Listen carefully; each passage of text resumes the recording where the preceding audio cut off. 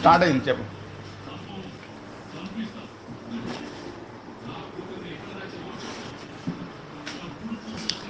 శుక్లాంబరధరం విష్ణుం శశివర్ణం చతుర్భుజం ప్రసన్నవదనం ధ్యాయేత్ సర్వవిఘ్నోపశాంతే గజాననపద్మార్కం గజాననమహర్నిశం అనేకదంతం భక్తానాం ఏకదంతం ఉపాస్మహే గురుబ్రహ్మ గురుర్విష్ణు గురుదేవో మహేశ్వరः గురు సాక్షాత్ పరబ్రహ్మ తస్మై శ్రీ గురవే నమః. పదహర్తారం దాతారం సర్వసంపదం లోకాభిరామం శ్రీరామ్ భూజో భుజో నమామ్యహం హనుమాంజనాసూనుహుమయపుత్రో మహాబలः రమేశः ఫల్గుణసఖా పింగాక్షో అమితవిక్రమः ఉదధిక్రమణస్సైన సీతాశోకవినాశకः లక్ష్మణः ప్రాణదాతాచిదశగ్రీవस्य దర్పः ద్వాదశైతాని నామాని కపీంద్రస్య మహాత్మనः స్వపకాలే పటే నిత్యం యత్రాకాలే విశేషతः తస్య మృత్యుభయం నాస్తి సర్వత్ర విజయీ భవేత్.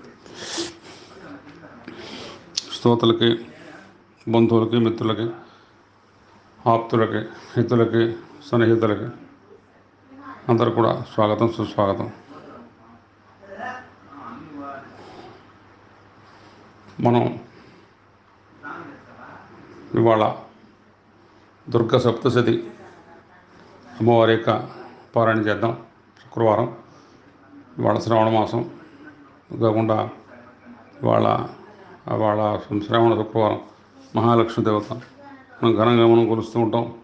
అందుకని దాంట్లో భాగంగానే మనం ఈరోజు చక్కగా ఆ మహాలక్ష్మిని, మహాకాళి, మహాలక్ష్మి, మహాసరస్వతి, మహాదుర్గాని మనం ఎంతో అమిత భక్తితో మనం ఆరాధించాలి. అందుకనే మనం ఇప్పుడు కూడా నూరేటప్పుడు సర్వమంగళ మాంగళ్యే స్వీయ సర్వార్థ సాధికే శరణ్యే త్రయంబకే దేవి నారాయణ నమోస్తుతే. అట్లాగే మనం పరమేశ్వరుని కూడా ఆరాధించుకోవాలి. శంభో మహేష్ ప్రణామే సోలపాణే గౌరీపతే పశుపతే పశుపాసనాశంకాశేపతే కరుణయా జగదే తదేక అస్తం హంసి పాపిత్హాస్మహేశ్వర. అట్లాగే శివకి సభేదంలో శాంతాకారం భుజగశయనం పద్మనాభం సురేషం స్వాకారం గగన సదృశం మేఘవర్ణం శుభాంగం లక్ష్మీకాంతం కమలనయనం గురుజ్ఞానగమ్యం వందే విష్ణుం భవభయర్ సర్వోకనాథం. అందుకని అందరి దేవతలకు కూడా మనం నమస్కారం పెట్టి మహాకాళి, మహాలక్ష్మి, మహాసరస్వతి రూపంలో ఉన్నటువంటి ఆ దుర్గామ్మవారి యొక్క అందరూ కూడా మీకు శుభం కలగాలి. శ్రవణ మహాలక్ష్మి కరుణాకటాక్షప్రాప్తి చేస్తూ మరో వాంఛాపరసిద్ధిరస్తు సంవత్సరానుభవంతో అట్లాగే శ్రోతలకి, బంధువులకి, మిత్రులకి, ఆప్తులకి, హితులకి, సన్నిహితులకి శుభాకాంక్షలు, శుభావందనాలు. మహాకాళి, మహాలక్ష్మి, మహాసరస్వతి, మహాదుర్గ ఏకఖండ కరుణాకటాక్షేక్షణాలు కాచింత వరకు మెండుగా దండిగా అందాలని ఇక మహాలక్ష్మి స్వరూపమైనటువంటి శ్రావణ శుక్రవార లక్ష్మి యొక్క ఖండ కరుణాకటాక్ష భాగ్యాలు, అట్లాగే అఖిల భోగభాగ్యాలు, సంపదలు, అట్లాగే ఆయుర్వేదిక ఐశ్వర్యాలు, అట్లాగే మానసిక ప్రశాంతత, అట్లాగే చక్కగా మంచి మనుగడ, మానవీయత అందరూ కూడా ఉండాలని, ఒక మానవత్వంతో అందరూ చక్కగా బతకాలని, మానవత్వంతో మనం మనుగడ సాగాలని మహాకాళి, మహాలక్ష్మి, మహాసరస్వతి మనం సాధించుకుంటూ ప్రార్థిద్దాం. అందుకని ఈరోజు మనం దీన్ని మాత్రంగా దుర్గ సప్తశతి అంటే అమ్మవారు మార్కండేయ పురాణంలో మార్కండేయుడు, మరి మార్కండేయుడికి బ్రహ్మ చెప్పిన విషయం ఆయన శిష్యులు భాగురి అట్లాగే జైమిని మహర్షి వాళ్ళకి చెప్పడం జరుగుతుంది. అందుకని ఏంటంటే అసలు లక్ష్మీ స్వరూపం ఆద్యం అన్నమాట. దుర్గా స్వరూపం అంతా ఒకటే. ఏంటంటే ఒక స్థూలం, సూక్ష్మం మనం గ్రహించాల్సింది ఏంటంటే ఆవిడ లలితాపరా భట్టారిక, ఆవిడ మరి అందరినీ మహేశ్వరిని, అట్లాగే మన ద్వాదశ మరి ఆదిత్యుల్ని, మరి అట్లాగే మన ఏకాదశ రుద్రుల్ని, అష్టవసువులని, అట్లాగే సర్వ దేవతా సమూహాన్ని అంతా కూడా మొత్తం ఈ భూమిలో సర్వ జీవరాశిని కూడా సృష్టించింది ఆ దుర్గా స్వరూపమే, మహాలక్ష్మి స్వరూపం. అంతా ఒకటే. ఎందుకంటే వేరు వేరు రూపాలతో వేరు వేరు మరి ఆ కార్యాల కోసం, తర్వాత వేరు వేరు మరి స్థితిలో ఉన్నటువంటి, జగత్తులో ఉన్నటువంటి అనేక రకాలుగా ఉన్నటువంటి ఆ కార్యభారాన్ని మరి జీవకోటిని వాటి సంరక్షణ కోసం, జీవకోటిని యొక్క వాడి మనుగడ సాగించడం కోసం, ఆ జీవులను రక్షించడం కోసం, వాళ్ళ ఆ కార్యభారం కోసం ఆ మహాకాళి, మహాలక్ష్మి, మహాసరస్వతి స్థూలంగా, సూక్ష్మంగా ఏంటంటే మరి మనం చూస్తే ఒకటే రూపం స్థూలంగా, సూక్ష్మంగా అనేక రూపాలుగా కొన్ని లక్షలు, వేలు, లక్షలు, కోట్ల రూపాలతో ఉంటాయన్నమాట. దాన్ని మనం గ్రహించాలి. అందుకని ప్రప్రథమంగా ఏమిటంటే ఆవిడ ఏ రూపంలో ఉన్నా సరే ఆ దుర్గామ్మవారే మహాలక్ష్మి, ఆవిడే మహాసరస్వతి, ఆవిడే మహాకాళి రూపం అన్నమాట. ఆ ప్రకారంగా మనం చూసుకోవాలి. ముందర ఏంటంటే ఇప్పుడు మనం ముందర దీంట్లో మనం చేసేటప్పుడు ఈ దుర్గా సప్తశతిని పారాయణ చేసేటప్పుడు చాలా జాగ్రత్తగా ఉండాలి. ప్రతి దీంట్లో మనకి 13 అధ్యాయాలు ఉంటాయన్నమాట. ప్రతి అధ్యాయంలో కూడా చక్కగా మనం పారాయణ చేస్తూ ఉండాలి. దాంతో ఏమిటంటే మన మనుగడగా అనమాట. ఇంకా దీంట్లో రసవత్తరం అనమాట. ఇంకా దీంట్లో ఇదేంది లేదు. మహిషాసుర ముందరు మరి మధుకైటభుల్ని మరి మహాగాడి రూపంలో, మహాలక్ష్మి రూపంలోనేమో మరి ఆవిడ మహిషాసురమర్దని, మహాసరస్సు రూపంలో మరి శంభులు మరి అట్టగే మరి వాడు చాముండు వాడు తర్వాత ఏమో మొండు చాముండు, అట్లాగే మరి వీడు రక్తబీజుడు వాళ్ళందరినీ సంహరించడం చక్కగా మహత్తరమైనటువంటి రూపంలో వాడు ప్రార్థన కానీ తంత్రోక్త కానీ, అట్లాగే ఆవిడ యొక్క పరాకృతిక రూపం కానీ వైకృతిక రూపం కానీ, మరి ఆవిడ యొక్క వివిధ రహస్య రూపాలు, రహస్య నామాలు, ఆవిడ యొక్క మరి ఆ బ్రహ్మ మరి ఏ ప్రకారంగా అందరిని కూడా రక్షించింది, దేవతల్ని ఎప్పుడు ఆదుకుంది, ఏ ప్రకారంగా మరి చేసింది అనేటువంటి ఒక దీన్ని మనం చక్కగా ఒక వారం రోజులు పారాయణ చేయాలి. దీనికి ఏమిటంటే ముందర మనం ఆవిడ్ని చక్కగా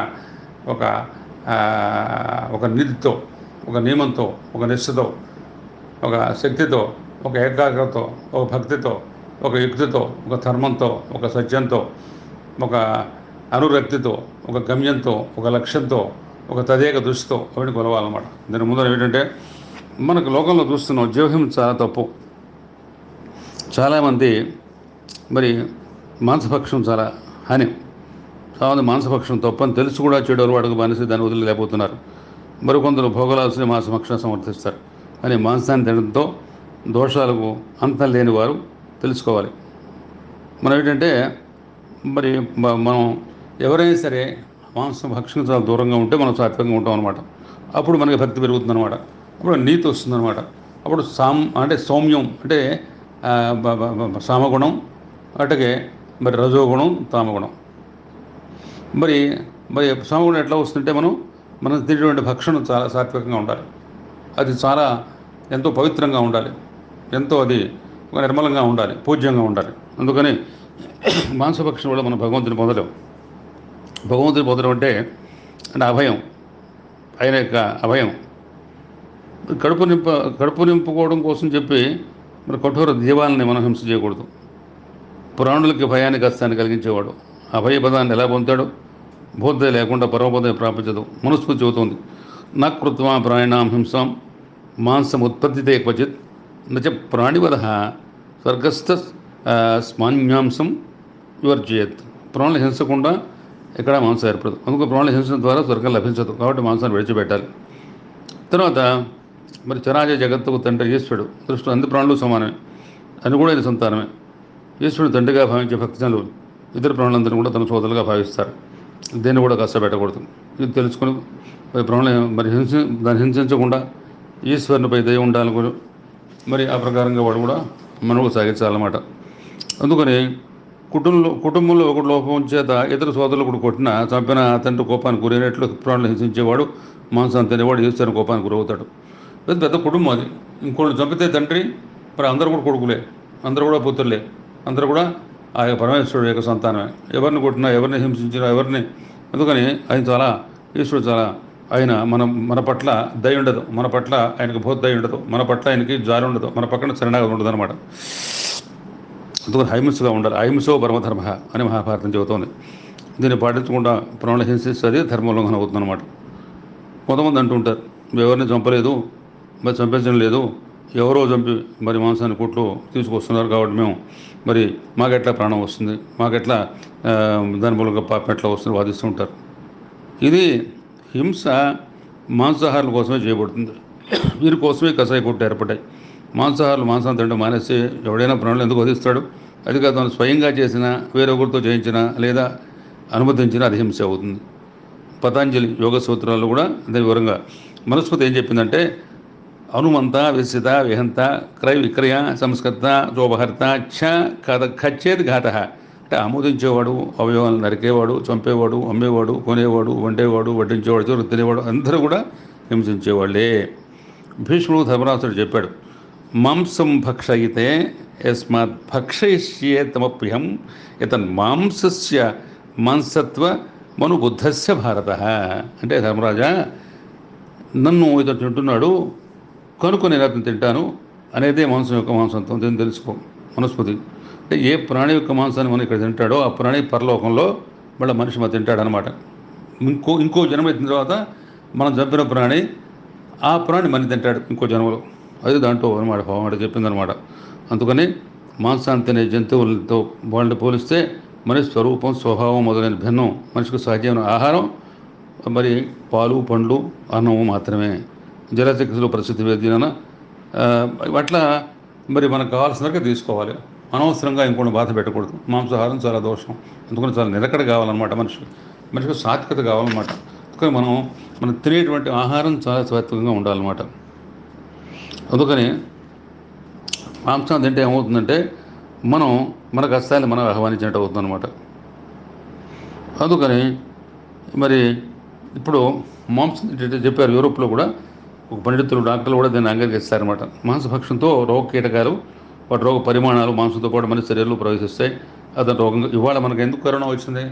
మాంసభక్షణ మూలంగా అది లోపలికి వెళ్ళి అవి జీవరాశుల లోపల మరి చంపేసే పరిస్థితి ఏర్పడి విపరీతంగా ఒక భూతాల్లాగా లోపలికి వెళ్ళిపోయి మొత్తం ఆవరించి వాళ్ళు గాలిలో వాళ్ళు తుమ్మినా, వాళ్ళు దగ్గిన, వాళ్ళు చీదినా, వాళ్ళు నడిచినా, వాళ్ళని పుట్టుకున్నా ఆ లోపల వాళ్ళు మాంసభక్షణ మూలంగా లోపైందంటే వాళ్ళు ఆ కీటకాలు రోగ పరిమాణాలతో మాంసంతో పాటు మన శరీరంలో ప్రవేశించి అతను రోగిగా మారుస్తున్నాయి.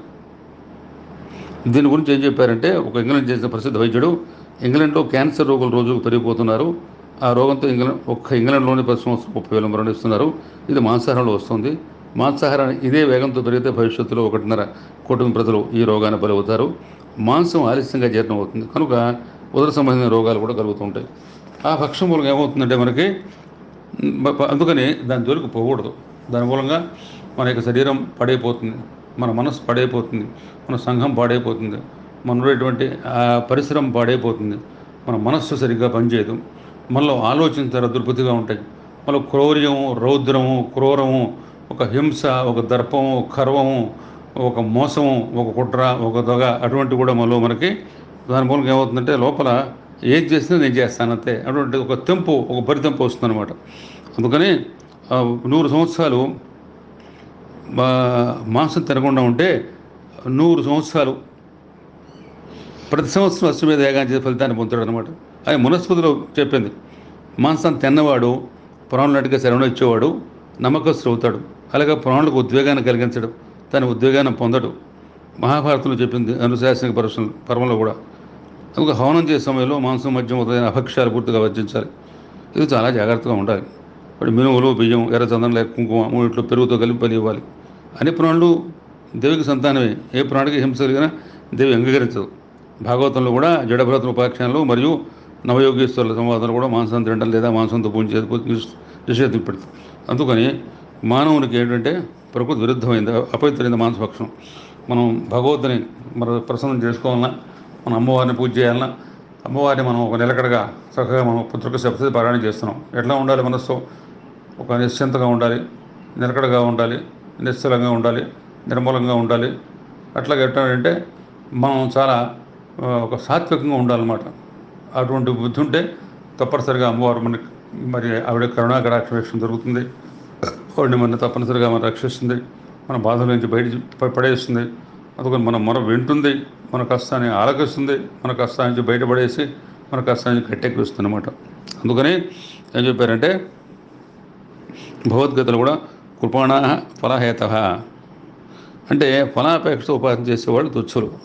ఇంత కష్టాన్ని భరించి కూడా భౌతిక విషయాన్ని పొందడం వల్ల లాభం ఏంటి? భోగాలు నశించేవి కదా.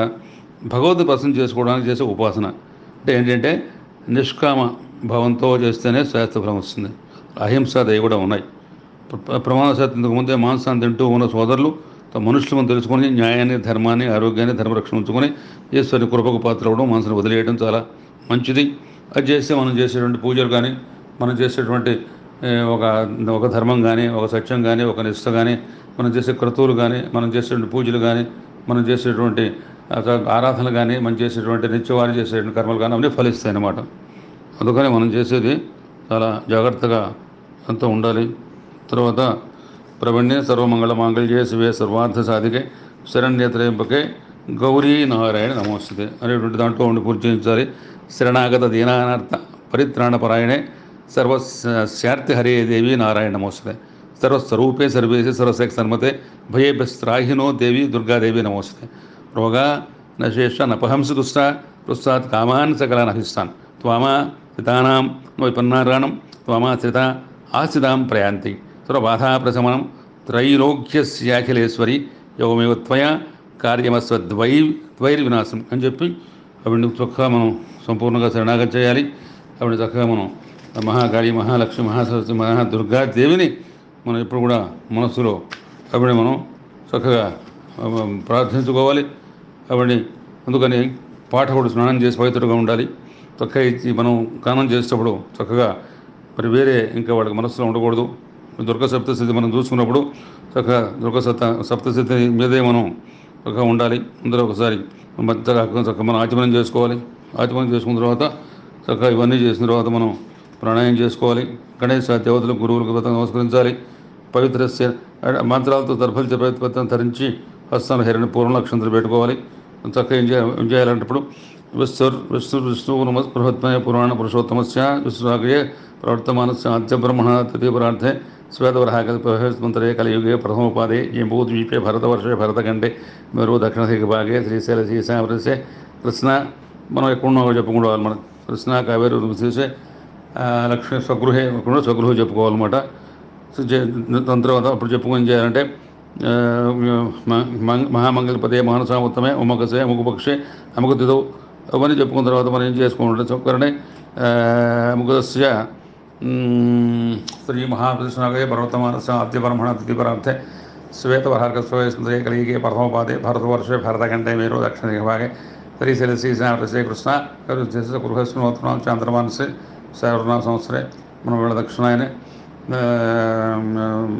దక్షిణాయన తర్వాత ఇవాళ మనం వర్షాలతో శ్రవణ మాసే శుక్లపక్షే వాళ్ళ ద్వాదశం సంవత్సరస్య ఇవాళ మనకి ఏంటి భృగువాసరే శుభనక్షత్రే శుభయోగే శుభగ్రహణయం విశేషాయాం శుభదిదు అని చెప్పి ఏం చెప్పుకోవాలంటే మహాకాళి, మహాలక్ష్మి, మహాసరస్వతి, మహాదుర్గా దేవతా ప్రీత్యర్థం తపోద్ధార పురస్సంతం కవచ అర్గాళ కీలకపాఠ వేత్రంతో త్రిసూక్తపాఠ దేవిజ ఆదర్శ శీర్ష పాఠేన సహిత నవారణ జప సప్తశతి న్యాస ధ్యాన సహిత చరిత్ర సంహత వినియోగ ఇవన్నీ కూడా మనం చెప్పుకోవాలన్నమాట. చెప్పుకొని మనం చెప్పి మనంతా గోత్రం ధ్యానపూర్వం చెప్పుకొని అప్పుడు మనం అంటే మన గోత్రం చెప్పుకోవాలా, తర్వాత మన పేరు చెప్పుకోవాలా. పేరు చెప్పుకున్న తర్వాత ఏం చేసుకోవాలంటే మనం అప్పుడు మనం దాని తర్వాత చెప్పుకున్న తర్వాత మహాకాళి, మహాలక్ష్మి, మహాసరస్వతి, మహాదుర్గా ప్రీత్యర్థం దుర్గ సప్తశతి పారాయణం కరిష్యే. ఇక్కడ చెప్పాలి మార్కండే వాచ సావర్ణ్య సూర్యతనయో మనుకజిత స్వ ఇత్యాదారభ్య సావర్ణ్యర్భవిత మనో ఇచ్చంతం దుర్గా సప్తశతి పాఠం తదంతే న్యాస విధి సహిత నవర్ణామంత జపం వేదతంత్రోక్త వేద సూక్త పాఠం రహస్య త్రైపాఠం శాపోద్ధార కరిష్యే. సంపలం కావిన తర్వాత అక్క మన గోత్రం నామాలు సకుటుంబస్య సబాంధవస్య క్షేమస్య విజయాభయ అరుగ ఐశ్వర్య విజర్థం ధర్మాద కామముక్షిత ఫలపురుషార్థం ఇష్టకామ్యాసిద్ధం మమ శత్రు బాధా నిమజ్జర్థం సమస్త సమాళానుభవత్వం సకుటుంబస్య సబాంధవస్య క్షేమస్థైర్య విజయాభయ అరుగ ఐశ్వర్య విజర్థం దుర్గ సప్తశతి పారాయణం కరిష్యే అని చెప్పిన తర్వాత చక్కగా మనం అప్పుడు మన తర్వాత ఈ ప్రకారంగా సప్తశతిని మనం ఓం నమో దేవై మహాదేవి శివాయ సగతన్నమ ప్రకృత్యే భద్రాయ నీత ప్రణతాస్మృతం అని చెప్పి ధ్యాత్మా దేవ్యం పంచపూజాం కృత్వా చోక్షో ప్రణమస్య ఆధారం స్థాప్య మూలైన స్థాపితే పుస్తకం అని చెప్పి మనం ఏం చేయాలి. ఆ దుర్గాదేవత యొక్క అధ్యాయాలు మనం చక్కగా మనం 13 అధ్యాయాలు ఉంటాయి అన్నమాట. దీన్ని మనం 13 అధ్యాయాలను చక్కగా మనం ముందర ఓం హైం హ్రీం క్లీం శ్రీం అనేది ఆవిడ యొక్క మూలమంత్రం ఉండదు. హైం హ్రీం క్లీం శ్రీం క్రాం గీం చండికాదేవ్యై శాపనాశానుగ్రహం కురుకురు స్వాహ అనే మంత్రాన్ని ఆద్యంతంలో 7 మాటలు ప్రతిసారి కూడా ఆది అంతంలో మనం దీన్ని మనం చక్కగా మనం జపించుకోవాలన్నమాట. జపించుకో సప్తశతి అధ్యాయంలో ఉన్నటువంటి వీటిని మనం 7 రోజులు పాఠం చేసుకోవచ్చు, 1 రోజు చేసుకోవచ్చు, 3 రోజులు చేసుకోవచ్చు, 5 రోజులు చేసుకోవచ్చు. ఏం చేసుకున్నప్పుడు కూడా చక్కగా దీన్ని ఏంటంటే శుచిగా చేసుకోవాలి, నియమంగా చేసుకోవాలి. పారాయణం చక్కగా మనం చెప్పినట్టుగా ఆవిడ మనస్సును చక్కగా పెట్టుకొని మనం ఎటువంటి దీంట్లో వేరే ఇంకా మనం మనసులో భావాలు లేకుండా కూడా చక్కగా ఆవిడ మీదే మనం మనస్సు పెట్టుకొని చక్కగా దుర్గాదేవత మీద మనకు ఒకసారి గట్టెక్కించడం కోసం, మనకు ఉండేటువంటి బాధలు విముక్తి చేయడం కోసం చెప్పి ఆవిడ యొక్క ఆవిడ యొక్క చక్కగా మరి ఆశీర్వచనం కోసం, ఆవిడ బలమైనటువంటి మరి యొక్క కరుణ కటాక్ష వీక్షణ కోసం, ఆవిడ యొక్క శరణాగతి కోసం ఆవిడ మనం మనసు వాచకరంలో ఎప్పుడు కూడా చక్కగా దేవిని మనం చక్కగా మనం ఎప్పుడు కూడా మనస్సులో ఆవిడే మనసును తదేకంగా పెట్టుకొని ఆవిడ రూపంలో మనం ఎప్పుడు కూడా ప్రార్థిస్తూ ఉండాలన్నమాట. తర్వాత మనం ఇంకా మొదలుపెట్టి మనం దుర్గా దేవ సప్తశతి వెళితే సంకల్పం చేసి ఉంటాం కదా. సంకల్పం చేసిన తర్వాత చక్కగా మరి ఇది ఇప్పుడు మనం ఎవరు చెప్పారు అనే దీంట్లో మనం చక్కగా ఆవిడ దీన్ని బ్రహ్మదేవుడు మార్కండేయుడికి ఈ ప్రకారంగా దేవి ఈ కవచాన్ని బ్రహ్మదేవ రహస్యమైంది, ఉత్తమమైంది, ప్రపంచంలో ఎవరికి కూడా మరి లోగడ చెప్పడం ఉంటుంది, ఈ జగత్తులో అందరికీ రక్షణ కలది, దేవి కవచాన్ని అవి చెప్పమని చెప్పకల్లా దేవి కవచాన్ని మరి ఆయన చెప్పాడనమాట. దేవి కవచంలో ఏం చెప్పాడు? అస్య గుహ్యతమం విప్రా సర్వభూతోపకారం దివ్యాస్ కవచం పుణ్యం దక్షిణోష్మ మహామునే ప్రథమం శైలపుత్రీజ, ద్వితీయం బ్రహ్మచారిణి, తృతీయం చంద్రఘంటేతి, పుష్పాణి చతుర్థకం, పశ్చిమం స్కందమాతేతి, షష్ఠం కాచ్యానిర్చ, సప్తం కాలరాత్రితి మహాగౌరూతి చాష్టమం, నవం సిద్ధిదాత్రి చ నవదుర్గా ప్రకీర్తిత, ఉక్తా జ్ఞాతాని నామాన్ బ్రహ్మణయ మహాత్మన. మరి మార్కండేయ మరి దానికి బ్రాహ్మణోత్తం అడిగినట్టు దానికి రహస్యత్రయం మానవులందరికీ సర్వప్రాణులకు ఉపకారం చేసేది సుకృత రూపం ఏంది, జైవిక కవచం ఉంది, దాన్ని కూడా నీకు బోధిస్తా అని చెప్పిన తర్వాత మరి ఆవిడికి నవదుర్గలు శైలపుత్రి, బ్రహ్మచారిణి, చంద్రఘంట, పుష్మాండ, స్కందమాత, కాత్యాయని, కాలరాత్రి, మహాగౌరి, సిద్ధిద అనేటువంటి ఉన్నాయని చెప్పిన తర్వాత విశేష శైలపుత్రి అంటే హిమవంతుని తపఫలంగా శైలపుత్రిగా జన్మించింది. సతిగా దేహం త్యజించి దేవకార్తి అమ్మవారు హిమవంతుని భార్యకు మేన గర్భంతో ప్రవేశించి శైలపుత్రిగా అవతరించింది. బ్రహ్మచారి అంటే బ్రహ్మ అనగా వేదం ఉంది, సత్యం ఎప్పుడూ వేదాలను ఉండదు, అందుకే బ్రహ్మచారి అయింది. చంద్రఘంట ఆహ్లాదకారిణి దేవి, చంద్రఘంటేది కీర్తం అని రహస్యకం దవుతుంది. అంటే ఆనందాన్ని కలిగించేది చంద్రఘంట. నేత్ర శ్రోత్రాలు ఇంద్రియాలకు ఉపలక్షణంగా కొని సర్వేంద్రియాలకు ముఖ్యంగా మనస్సుకి బ్రహ్మ సంబంధంలో ఆనందాన్ని కలిగించేది చంద్రఘంట అవుతుందన్నమాట. ఇది బ్రహ్మానందానికి విలువ అవుతుందన్నమాట. కూష్మండ ఇటువంటి విశేషం అన్నీ కూడా ఆవిడ దుర్గా అవతారంలోనే మహాకాళి, మహాలక్ష్మి, మహాసరస్వతి, బ్రహ్మేశ్వర, మహేశ్వరు అందరూ కూడా ఆవిడ సృజించినవాడు, ఆవిడ సృష్టి చేసిందే. ఆవిడే ఆది, ఆవిడే అంతం, ఆవిడే మూలం, ఆవిడే స్థూలం, ఆవిడే సూక్ష్మం. దాంతో మనం దాన్ని మనసులో పెట్టుకున్న తర్వాత ఈ 13 అధ్యాయాలు కానీ, కవచం కానీ, మరి ప్రాకృతిక రహస్యం, వైకృతి రహస్యం, మూర్తి రహస్యం, అవన్నీ కూడా మనస్సులో మనం ముందర ఆవిడ స్థూల రూపం అవేంటే అంతా ఆవిడే మొత్తం జగత్తంతా, విశ్వం అంతా, ప్రపంచం అంతా ఒక్కతే దుర్గాదేవి. ఆవిడ ద్వారానే మహాకాళి, మహాలక్ష్మి, మహాసరస్వతి, ఆవిడ ద్వారే త్రిమూర్తులు, ఆవిడ దాసనే మరి మనువులు, ఆవిడ ద్వారానే మరి అదే ద్వాదశ ఆదిత్యులు, ఆవిడ ద్వారా ఏకారుతులు, ఆవిడ ద్వారా అష్టవసువులు, ఆవిడ ద్వారానే మహాములు, ఆవిడ ద్వారా ఋషులు, ఆవిడ ద్వారానే దేవతలు, ఆవిడ ద్వారానే జీవకోటు, ఆవిడ ద్వారానే ఈ మొత్తం సమస్త ఈ లోకంలో ఉన్నటువంటి అంతా అనమాట. అట్లాగే మనం ఇంకోటి చంద్రఘంట అంటే ఆహ్లాదకారిణి దేవి, చంద్రఘంటిది కీర్త, రహస్యాగమనం అంటే ఆనందం కలిగించేది చంద్రఘంట అనబడుతుంది. నేత్ర శ్రోత్రాలకు ఇంద్రియాలకు ఉపలక్షణంగా కొని సర్వేంద్రియాలకు ముఖ్యంగా మనసుకు ప్రబంధంగా ఉందన్నమాట, బ్రహ్మానందం. అందుకని చెప్పి చంద్రఘంట. కూష్మాండ అంటే సంసారం మొత్తం ప్రపంచం అంతా ఆవిడ యొక్క కుష్మాండం, ఆవిడకి ఆకారం, గర్భంలో అండాకారంగా ధరించింది కావున కూష్మాండది. కుత్సిత ఉష్మ సంతాప సాపత్రయ రూసో ఎస్మిన్ సంసారేస, సంసారం అంటే మాంస భేస్య మొదటి రూపాయ ఎస్య త్రివిధ తాపాయుక్త సంసార భక్షణకర్తి అంట పేసి మీద అనగా ఆవిడ కూడా కూష్మాండ అనుబంధం. స్కందమాత భగవద్గీత వీర్యంతో ఉత్తమమైనటువంటి సనత్ కుమారుడు పేరు స్కందుడు అంటే కుమారస్వామి. ఛాందేవ స్థుతి ఉంది, అందుచే ఆమె స్కందమాత అయింది. కాత్యాయని మహర్షి మీరు పుత్రిగా స్వీకరించాడు, అందువల్ల కాత్యాయని. కాలరాత్రి కాలానికి సర్వం కూడా ఆవిడే హరిస్తూ ఉంటుంది, అట్టి కాలాన్ని కూడా హరిస్తుంటుంది ఆవిడ కూడా కాలరాత్రి, ఆవిడకి మహారాత్రి, కాలరాత్రి, మహోరాత్రి అన్నీ ఆవిడే. రాత్రి శబ్దానికి సుఖం ఇచ్చింది అర్థం. ప్రళయం లేక సుప్తి సుఖ స్వరూపరి కదా మహాగౌరి. కాళీ పురాణం 5వ అధ్యాయంలో కథ ముందు ఇటుకలదు. ఒకప్పుడు శివుడు దేవిని కాళీ అని ప్రశ్నించాడు. అప్పుడు ఆమె కృద్రాయి తపస్సు చేసి వచ్చిన బంగారంతో ప్రకాశించే గౌరిగా వర్ణం పొంది. అప్పటి నుంచి ఆమె మహాగౌరి అనేటువంటి ఆ ప్రకారంగా పేర్కొనబడింది. సిద్ధిద అంటే సిద్ధానికి మోక్షం ఇస్తుందన్నమాట. మోక్షాన్ని తరుపు తన ప్రకృతి ద్వారానే కడిపచేసేది కావున ఆమెకు సిద్ధిద అనే నామం సార్థకం అనమాట. ఒక దేహంలోని వివిధ భాగాల వలె ఈ తోమండకుడు దుర్గలు కూడా ఒకే దుర్గ యొక్క వేరు రూపాలు, ఉపాసకులు ఆయా రూపాలు, ఆయా ఫలాల్ని పొందులకై కూడా ధ్యానిస్తూ ఉంటారనమాట. అది కూడా మనం తెలుసుకోవాలన్నమాట. ఇవన్నీ కూడా ఈ ప్రకారంగా దేవి కవచంలో మనం ఇవన్నీ కూడా దేవి కవచం ఏంటంటే ఆవిడ చండముండ అనేటువంటి రాక్షసులు చాముండిగా ఆవిడ మరి ఆవిడ సంహరించింది. అట్టగే శివభక్త మహేశ్వరు నందిని అధిరోహించి ఉంటుంది. స్కందశక్తి కోమరి నెమలిని వాహనంగా కలిగి ఉంటుంది. అందుకని ఆవిడ మరి వివిధ రూపాలతో మనకి తెల్లని రూపం ధరించి ప్రకాశ రూపం ఈశ్వర శక్తి ఎద్దును వాహనం కలిగి ఉంటుందన్నమాట. అట్లాగే ఆవిడకి అందరూ కూడా మరి ఆవిడ తల్లులందరికీ మాతృకు కోపాయుధాతంలో సైతులు ఇచ్చినప్పుడు శంఖము చక్ర గద శక్తి నాగలి రోకలి డాలు చెల్లకోల గొడలి పాశం ఈట బల్లం వెళ్ళు ఆయుధాన్ని రక్షణ స్వహారం కొరకు దేవతల హితం కొరకు ఆవిడ ఎప్పుడు కూడా మరి అభయం ఇస్తూ ఉంటుంది.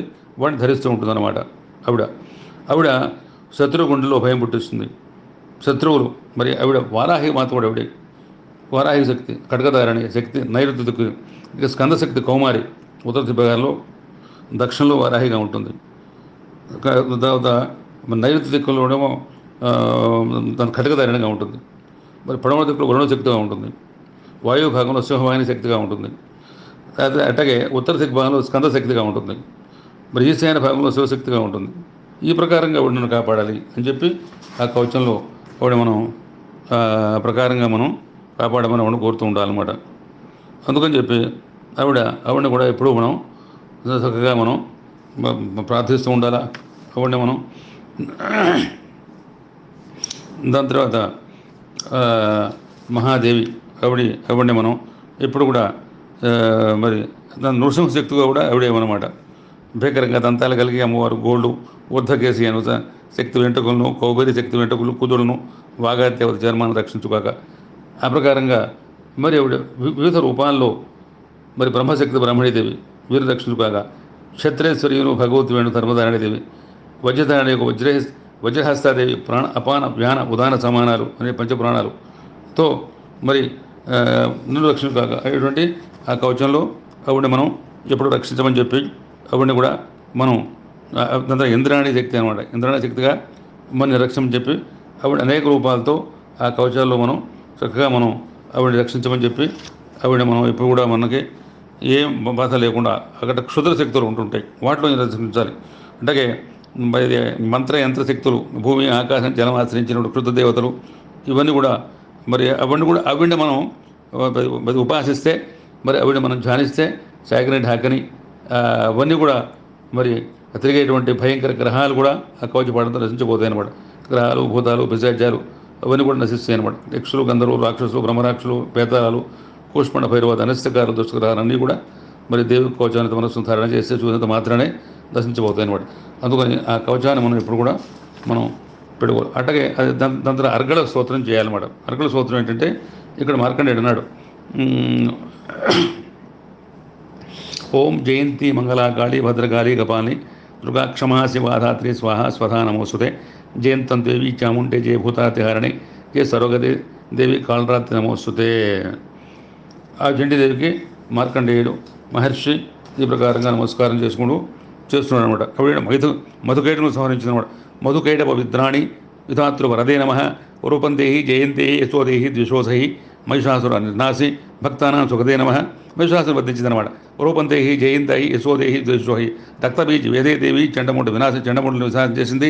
దక్షభేదులను కూడా నాశనం చేసింది. రూపందేహి జయంతేహి యశోదేహి ద్విషోధి శుంభు సైన్య నిశుంభస్య ధూమాక్షమర్తని శుంభుని నిశుంభుని ధూమరాక్షను సంహరించింది.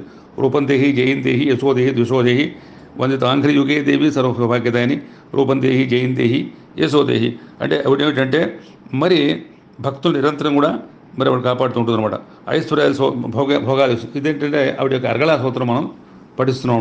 అచింత్య రూపచరితే సర్వతత్వ వినాశని రూపందేహి జయంతేహి యశోదేహి ద్విషోదేహి సదేభ్య సర్వదా భక్త్యా చండికే దుర్తాపహే రూపందేహి జయంతేహి యశోదేహి ద్విషోదేహి సోద్భ్యో భక్తపూర్వాం త్వాం చండికే వ్యాధ నివాసనే రూపందేహి జయంతేహి యశోదేహి ద్విషోదేహి చండికే సతంజే త్వామర్చంతీహ భక్తిద రూపందేహి జయంతేహి ఏదో ఇవన్నీ ఏమిటంటే మనం ఇట్లా ప్రకారంగా ఉండే మనం చండీశ్వరిగా నన్ను కాపాడాలి, నాకు అంతర్భయ శత్రువులను విజయం చేకూర్చాలి, యశస్సునివ్వాలి.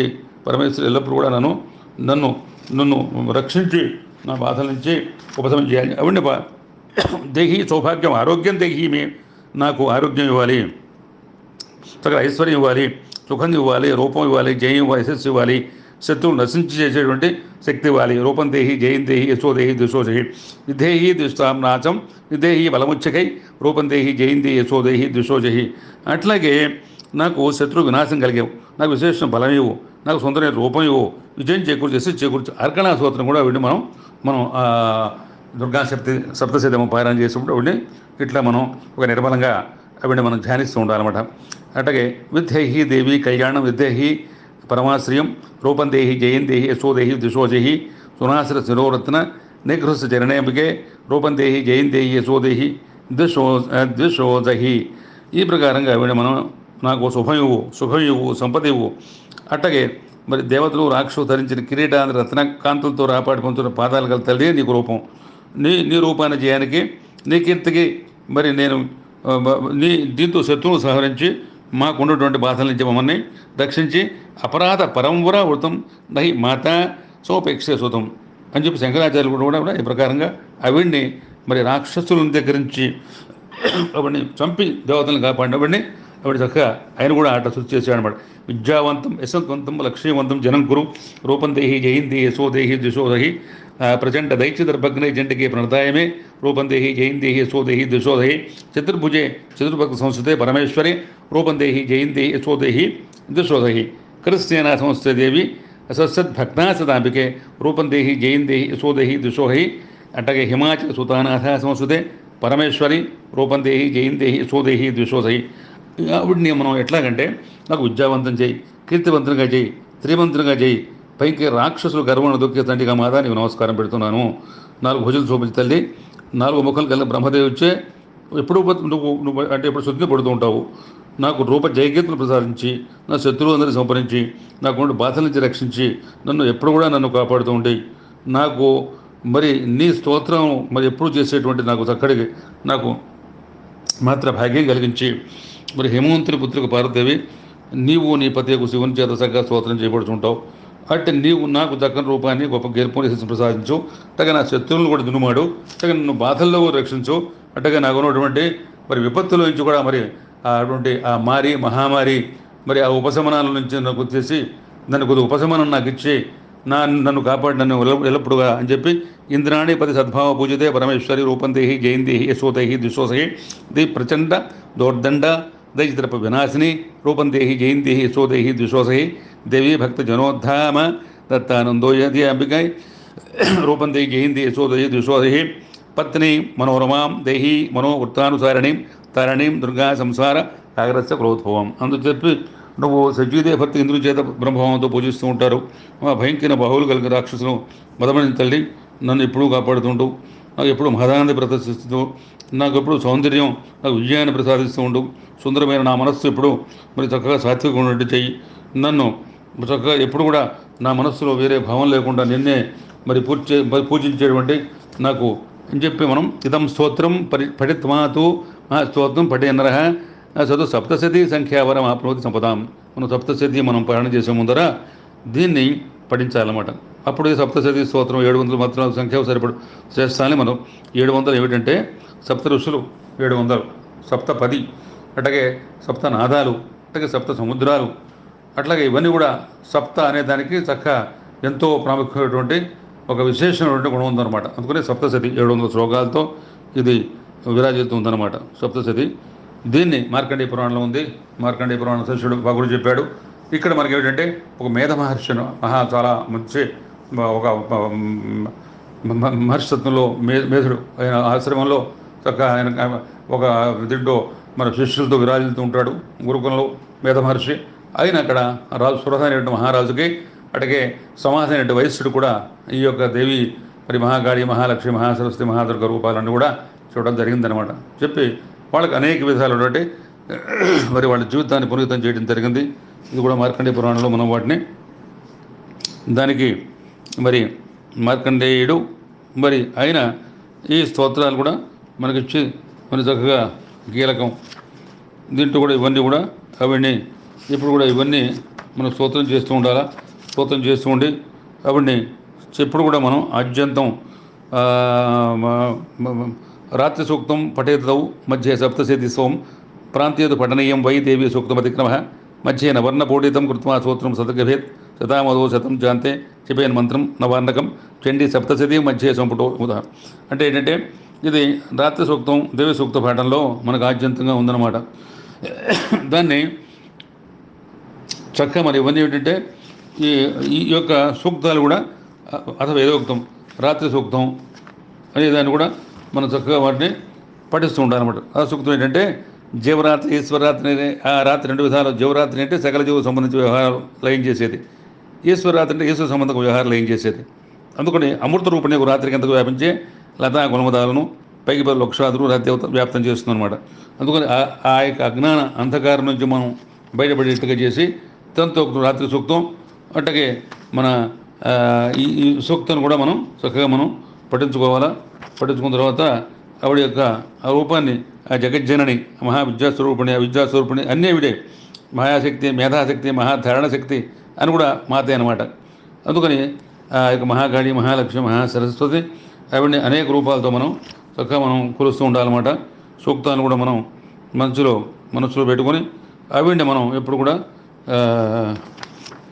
అట్లాగే మరి శీర్షం ఇది కూడా మనం కూడా ఆవిడ యొక్క రూపాలను మనం మనసులో పెట్టుకున్న తర్వాత వర్ణవిధి అంటే అంగన్యాస కన్యాసంతో మనం ఆవిడ్ని ముందర చక్కగా మనం ఇట్లా పూజించుకోవాలన్నమాట.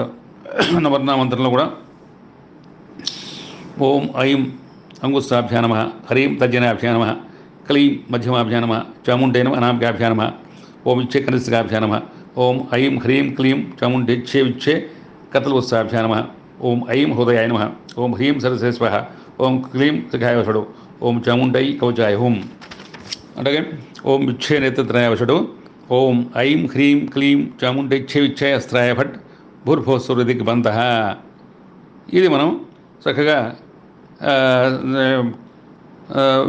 మొత్తం ఏంటంటే ఐం నమః శిఖాయాం ఓం హ్రీం నమః దక్షిణనేత్రే ఓం క్లీం నమః వామనేత్రే ఓం చాం నమః దక్షిణకర్ణే ఓం ముం నమః వామకర్ణే ఓం డాం నమః దక్షిణాసాబూడే ఓం ఐం నమః వామనాసబూడే ఓం విం నమః ముఖే ఓం క్షేం నమః.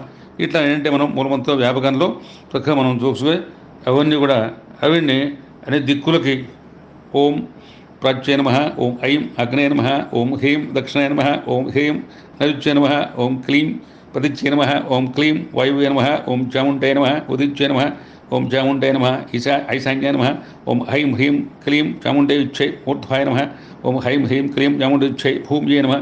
ఇట్లా అవన్నీ కూడా మనం అవన్నీ మరి అన్ని దిక్కులకి ఆవిడే ఉంది. మన శరీరంలో అన్ని భాగాలు ఆవిడే ఉంది. హృదయంలో హృదయ విన్యాసం అట్లాగే కరన్యాసం సప్తన్యాసం చేసేటప్పుడు కల్లా అవన్నీ మహాగాళి మహాలక్ష్మి మహాసరస్వతి దేవిని మనం చక్కగా మనం ముందర అవన్నీ చేసిన తర్వాత మనం మొదటి అధ్యాయం ద్వారా ఆవిడ మనం చక్కగా ఇవన్నీ ఏమిటంటే వాటి పరిపూర్ణ దీంట్లో మనం ధ్యానం చేసిన తర్వాత ఈ 13 అధ్యాయాలు ఉంటాయి. 13 అధ్యాయాల్లో మనం నేర్చుకోవాల్సింది ఏమిటంటే ఆ మహాగాళి మహాలక్ష్మి మహాసరస్వతి మహాదుర్గ స్వరూపాలే అవన్నీ అన్నీ కూడా ఆవిడే. అన్నిట్లో కూడా మహిషాసురుని చంపింది ఆవిడే, మధుకేటువులు చంపింది ఆవిడే, మహాసరస్వతిగా మరి వీళ్ళందరినీ రక్తబీజుండు కానీ మరి శంభులు కానీ మరి చాముండి వాళ్ళు కూడా అందరూ కూడా చంపింది ఆవిడే అనమాట. చంపిన తర్వాత అన్ని రూపాల్లో ఒక రూపం కాకుండా ఆ రూపాల్లో చేసిందనమాట. అందుకని మనం 700 ఇది మరి భగవంతుడు నాతో రాసిన నా చేత రాయించినటువంటి దుర్గ సప్తశతిది ఈ గ్రంథం. దీన్ని నేను మరి ఇప్పుడు నా 55వ శతకం నేను 5 పౌరాణిక నాటకాలు రాయటం జరిగింది. నేను రాయటం అంటే నేను కాదు, నేను కాశీక్షేత్రంలో విశ్వనాథుడి యొక్క ఆజ్ఞతో, విశ్వనాథుడి యొక్క ఆదేశంతో, విశ్వనాథుడి యొక్క ఆశీర్వచంతో, విశ్వనాథుని యొక్క అనంత కరుణా కటాక్షలతో, విశ్వనాథుడి యొక్క మరి ఆయన సహాయంతో, ఆయన యొక్క నేతృత్వంలో మరి ఆయన యొక్క నన్ను ఆదేశపూర్వకంగా రాసినటువంటి ఆయన మొరవల ఆయన పురాంగణంలో కాశీలో మొదలు పెడతాం కానీ మధ్యలో కానీ చివరిలో కానీ కాశీ స్పృశించిందే నా 50 శతకాలు. ఏ శతకం పూర్తి కాలేదు. అట్టగా 5 పౌరాణిక నాటకాలు పద్య నాటకాలు రాసినా కానీ ఇది పద్యం తెలుగు భాషకి సంపూర్ణం. పద్యం మనకు ఆజ్యం, పద్యం మనకు పూజ్యం, పద్యం మనది. పద్యంతోనే మనం భావించాలి, పద్యంతోనే పూజ చేయాలి, పద్యంతోనే మనం అమ్మవారికి మనం ఎట్టగే మనం పుష్పాలు ఎట్ట పూజ చేస్తున్నామో లేక ధూపదీప నైవేద్యం ఎట్ట చేస్తున్నామో, గంధం ఎట్ట సమర్పిస్తున్నామో, కస్తూరి సమర్పిస్తున్నామో, లేక పళ్ళు ఎట్ట సమర్పిస్తున్నామో, మనం మనసు ఎట్ట సమర్పిస్తున్నామో పద్యాలతో అమ్మవారిని మనం పూజించాలన్నమాట. ఆ పద్యం దానికి అందుకనే ఆ పద్యం మొదలుపెట్టి అమ్మవారిని మనం చక్కగా పూజిద్దాం. విఘ్ననాయకు పూజింత విఘ్నమంచు ప్రజ్ఞగూర్చుము దుర్గ సప్తశతి పద్య కమల నర్చన సల్పంగ విమల రీతి ముగ్ధమోహన రూపంబు మునిగి భక్తి ప్రార్థన చేసుకోవాలి, స్తుతం చేయాలి. తంత్రోక్తం అనమాట. మనం దుర్గ సప్తశతిని పాలన చేసే ముందర మనం ఆవిడ్ని విఘ్ననాయకుడు విఘ్నేశ్వరుని ఆయన దుర్గ సప్తశతి మేము ఆవిడికి ఈ పద్యాలను సమర్పించేట్టుగా, మమ్మల్ని బాధల నుంచి రక్షించేట్టుగా, మరి దుర్గామ్మవారికి నివేదన నీ ద్వారా జరగాలి. మమ్మల్ని దీంట్లో కృతజ్ఞత చేయి. మేము చేసేటువంటి ప్రయత్నంలో మాకు విఘ్నం లేకుండా విఘ్నంగా మమ్మల్ని మీదకు తీసుకెళ్ళి నీ యొక్క మరి నీ సహాయంతో, మరి నీ రూపంతో, మరి నీ నివేదంతో, మరి నీ సహాయంతో, నీ కరంతో, నీ చేతితో మేము చేసే పనులు మరి అవిఘ్నంగా నిర్విఘ్నంగా మరి ఎంతో ఇది ఒక మన్యాసంగా సప్తశతి ముందుకు సాగేటువంటి అటువంటి మమ్మల్ని ఆ భాగ్యం కలిగజేయమని చెప్పి ఆయన మనం కోరాలన్నమాట. మార్కండేయ మహాపురాణము అసామాన్యంబు దుర్గాస్తుతుల్ తర్కం బెంతయు సుంతలేకయును సంధానంబు అంబకృతుల్ కొర్కెల్ బాపుచు భ్రంతి భావమును సద్ఘోషంబు పోగొట్టెయున్ అక్కన్వాయుత జీవితము సౌహార్దంబు చూపించెడిన్. మార్కండేయ పురాణంలో దుర్గాదేవి యొక్క మన సామాన్య భక్తియుక్తులు భ్రాంతి భావాన్ని పోగొట్టి జీవితంలో మనం ఏ ప్రకారంగా పోవాలనే దాన్ని అక్కడ మనకి చూపిస్తున్నమాట దీంట్లో మనకి. అందుకని ఇంకా ఏం చెబుతోంది మనకి? దుర్గ చండీ కాళీబాల స్వర్గ త్రిపుర లలిత లక్ష్మి సరస్వతి రమ్య బగళ చిన్నమస్తయుతారయుజిద్విలాస రాజరాజేశ్వరి దుర్గరాజమాత.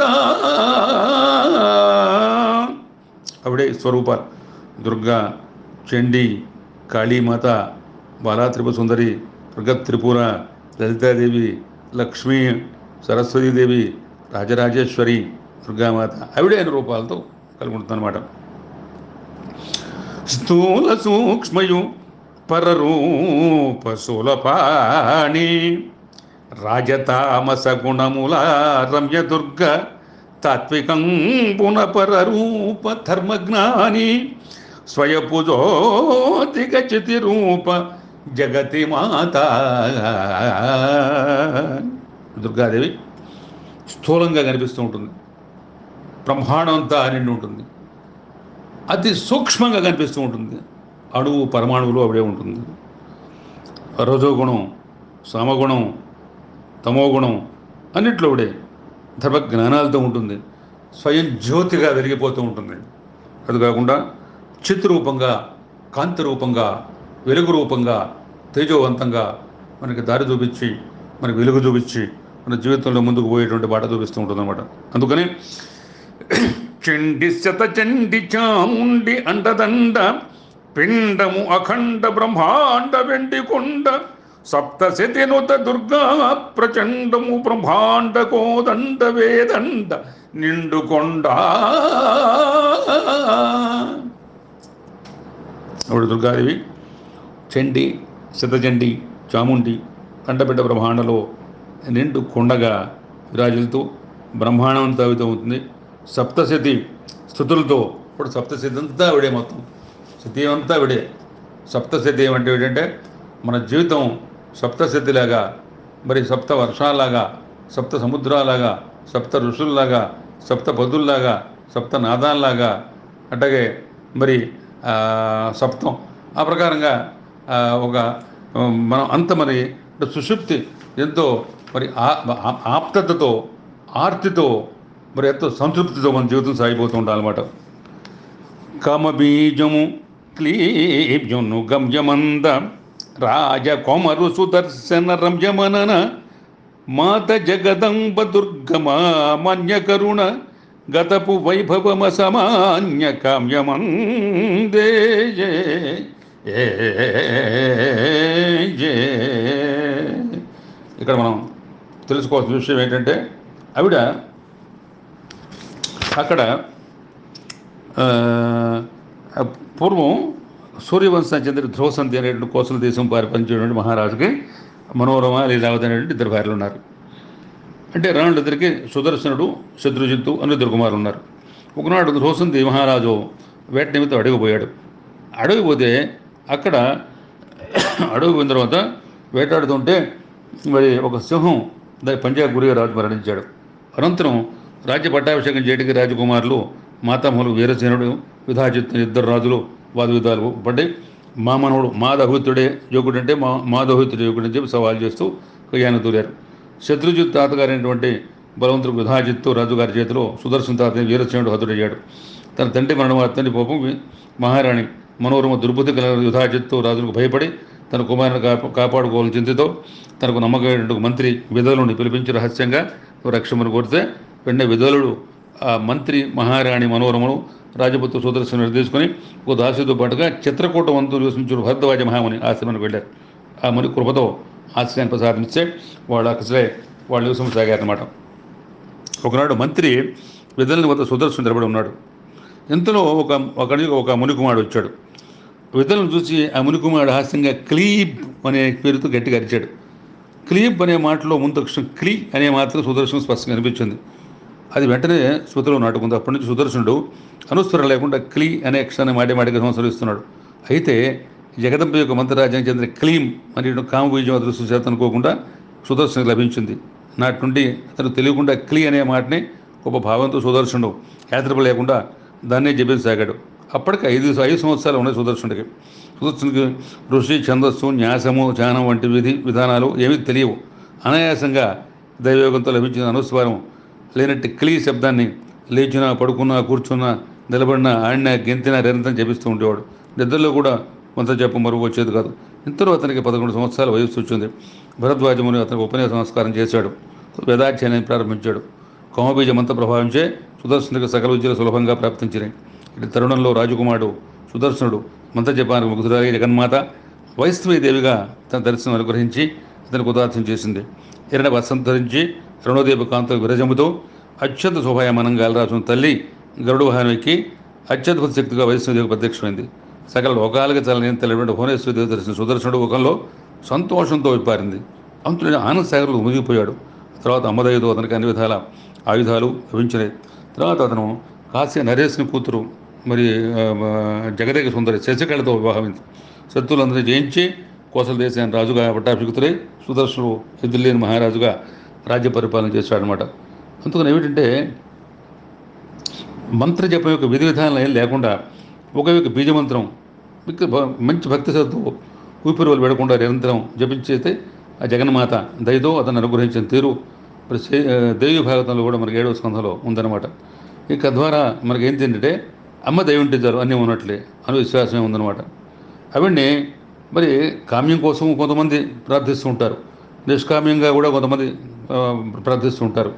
అందుకని సప్తశక్తి కూడా ఆవిడ యొక్క మరి ఆవిడ యొక్క ఉపాసనే. నిష్కామ్యంగా ఉపాసించేవారు ఉన్నారు, మరి కామ్యం కోసం కూడా ఉండేవాడు ఉంటారు. నిష్కామ ఉపాసనలో ప్రాతస్మరణీయులు అవతార పురుషులు రామకృష్ణ పరమహంస, మరి అట్లాగే మనకి రమణ మహర్షి, అట్లాగే మనం మరి చంద్రశేఖర సరస్వామి, వీళ్ళందరూ కూడా నిష్కామంగా వాళ్ళు ఉపాసన పరులు అన్నమాట. వాళ్ళు ఇదనమాట. ఇప్పుడు మనం చెప్పుకునేది ఏమిటంటే ఇక్కడ ధ్రువినుడు అనేటువంటి వయసు సంపన్నుడు ఉన్నాడు. అతను కుమారుడు సమాధి. ఆ సమాధి వాళ్ళ భార్యాపుత్రులు ధనం లోపించో ఇంటిని వెళ్ళగొట్టారు. అతను బయలుదేరికి అడవుడు గడిపాడు. అతను సురధుడైనటువంటి పేరు గల రాజు ఉన్నాడు. ఆ రాజు కూడా మంత్రులు, సేనాపతి, స్వజనులు మొదలు వర చేత మోసగింపబడి వనాలకు చేరి అతను తలదాచుకుంటున్నాడు. ఆ ఇద్దరు ఒకే వస్తువులు గులయ్యారు. వాళ్ళిద్దరూ కలిసి సచ్చిదానందమైనటువంటి భగవతుని శరణులు వచ్చారు. విషయాశక్తులను వీడి భగవతుని ఆరాధించారు. 3 సంవత్సరాలు దేవిని సేవించారు. భగవద్ దర్శనం ఇచ్చింది. వరాలు కోరుకోమన్నారు. సురధులకు ఇంకనూ మనస్సు భోగవాసాలు ఉన్నాయి కావున రాజభోగాల్ని కాకుండా మరి మరుస జన్మలో కూడా ప్రసాదం కోరుకున్నాడు. కానీ సమాధాన వయస్సులు ఏమన్నాయంటే ప్రపంచం క్షణభంగురము, దుఃఖాల నిలయము అని చెప్పి వైరాగ్యాన్ని పొంది నేను నాది అని భావించి నన్ను వేరు చేయమని చెప్పి ఉత్తమ జ్ఞానాన్ని పొందాడు. ఆ తల్లి వేడుకున్నాడు. ఫలితంగా అతడు భగవదత్త జ్ఞానాన్ని పొందాడు. పొందినవాడి మరి అతను అతనికి సంప్రాప్తించింది. దీన్ని బట్టి బంధమోక్షాలు రెండు జీవుడు తన సంస్కారాలు అనుసరించి సాధించుకుని స్వస్థం అవుతోంది. ఏది ఏమైనప్పుడు కూడా జగన్మాత మాత్రం అందరూ తన సంతానమే.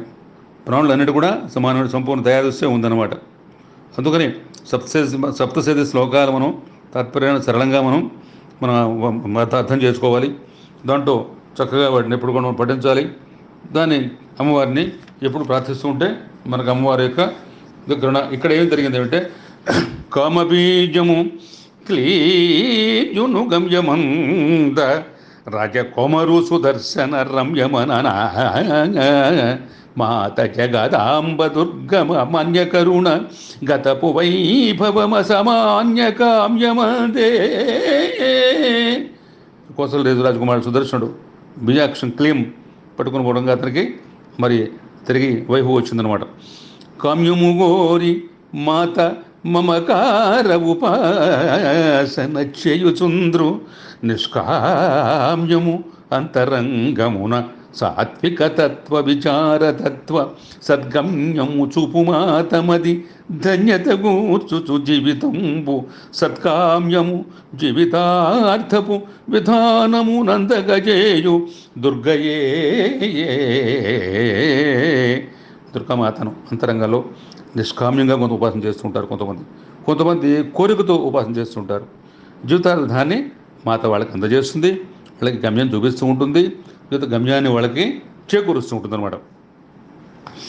సప్తశతి పారాయణ గ్రంథ సకల వినూత భాగ్య సౌభాగ్య ఆరోగ్య పటిమతోటి శత్రుజయమును ఇహమంతు చక్కగూర్చి పరమ కైవల్య మోక్షంబు భగవతిడును.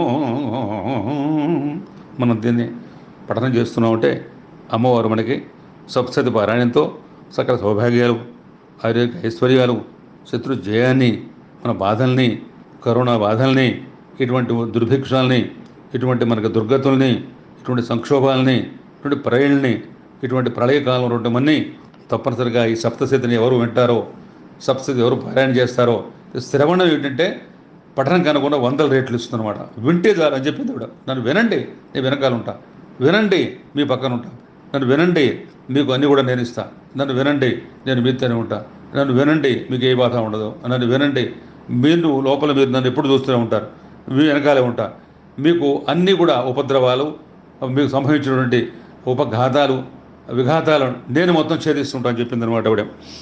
బద్ధ శుద్ధ నిబద్ధత పదమునంది సప్తశతిమాల కళ్యాణ జపమునంద ఆత్మ పరమాత్మ మహాత్మ తత్వమంది జీవితార్థములందించు జీవితంబు. సప్తశతి ఎవరైతే పారాయణ చేస్తారో, ఎవరు వింటారో, ఆత్మ పరమాత్మ వాళ్ళకి నిలమై జీవితార్థం పరమార్థం వాళ్ళకి తప్పనిసరిగా చేకూరుతున్నమాట.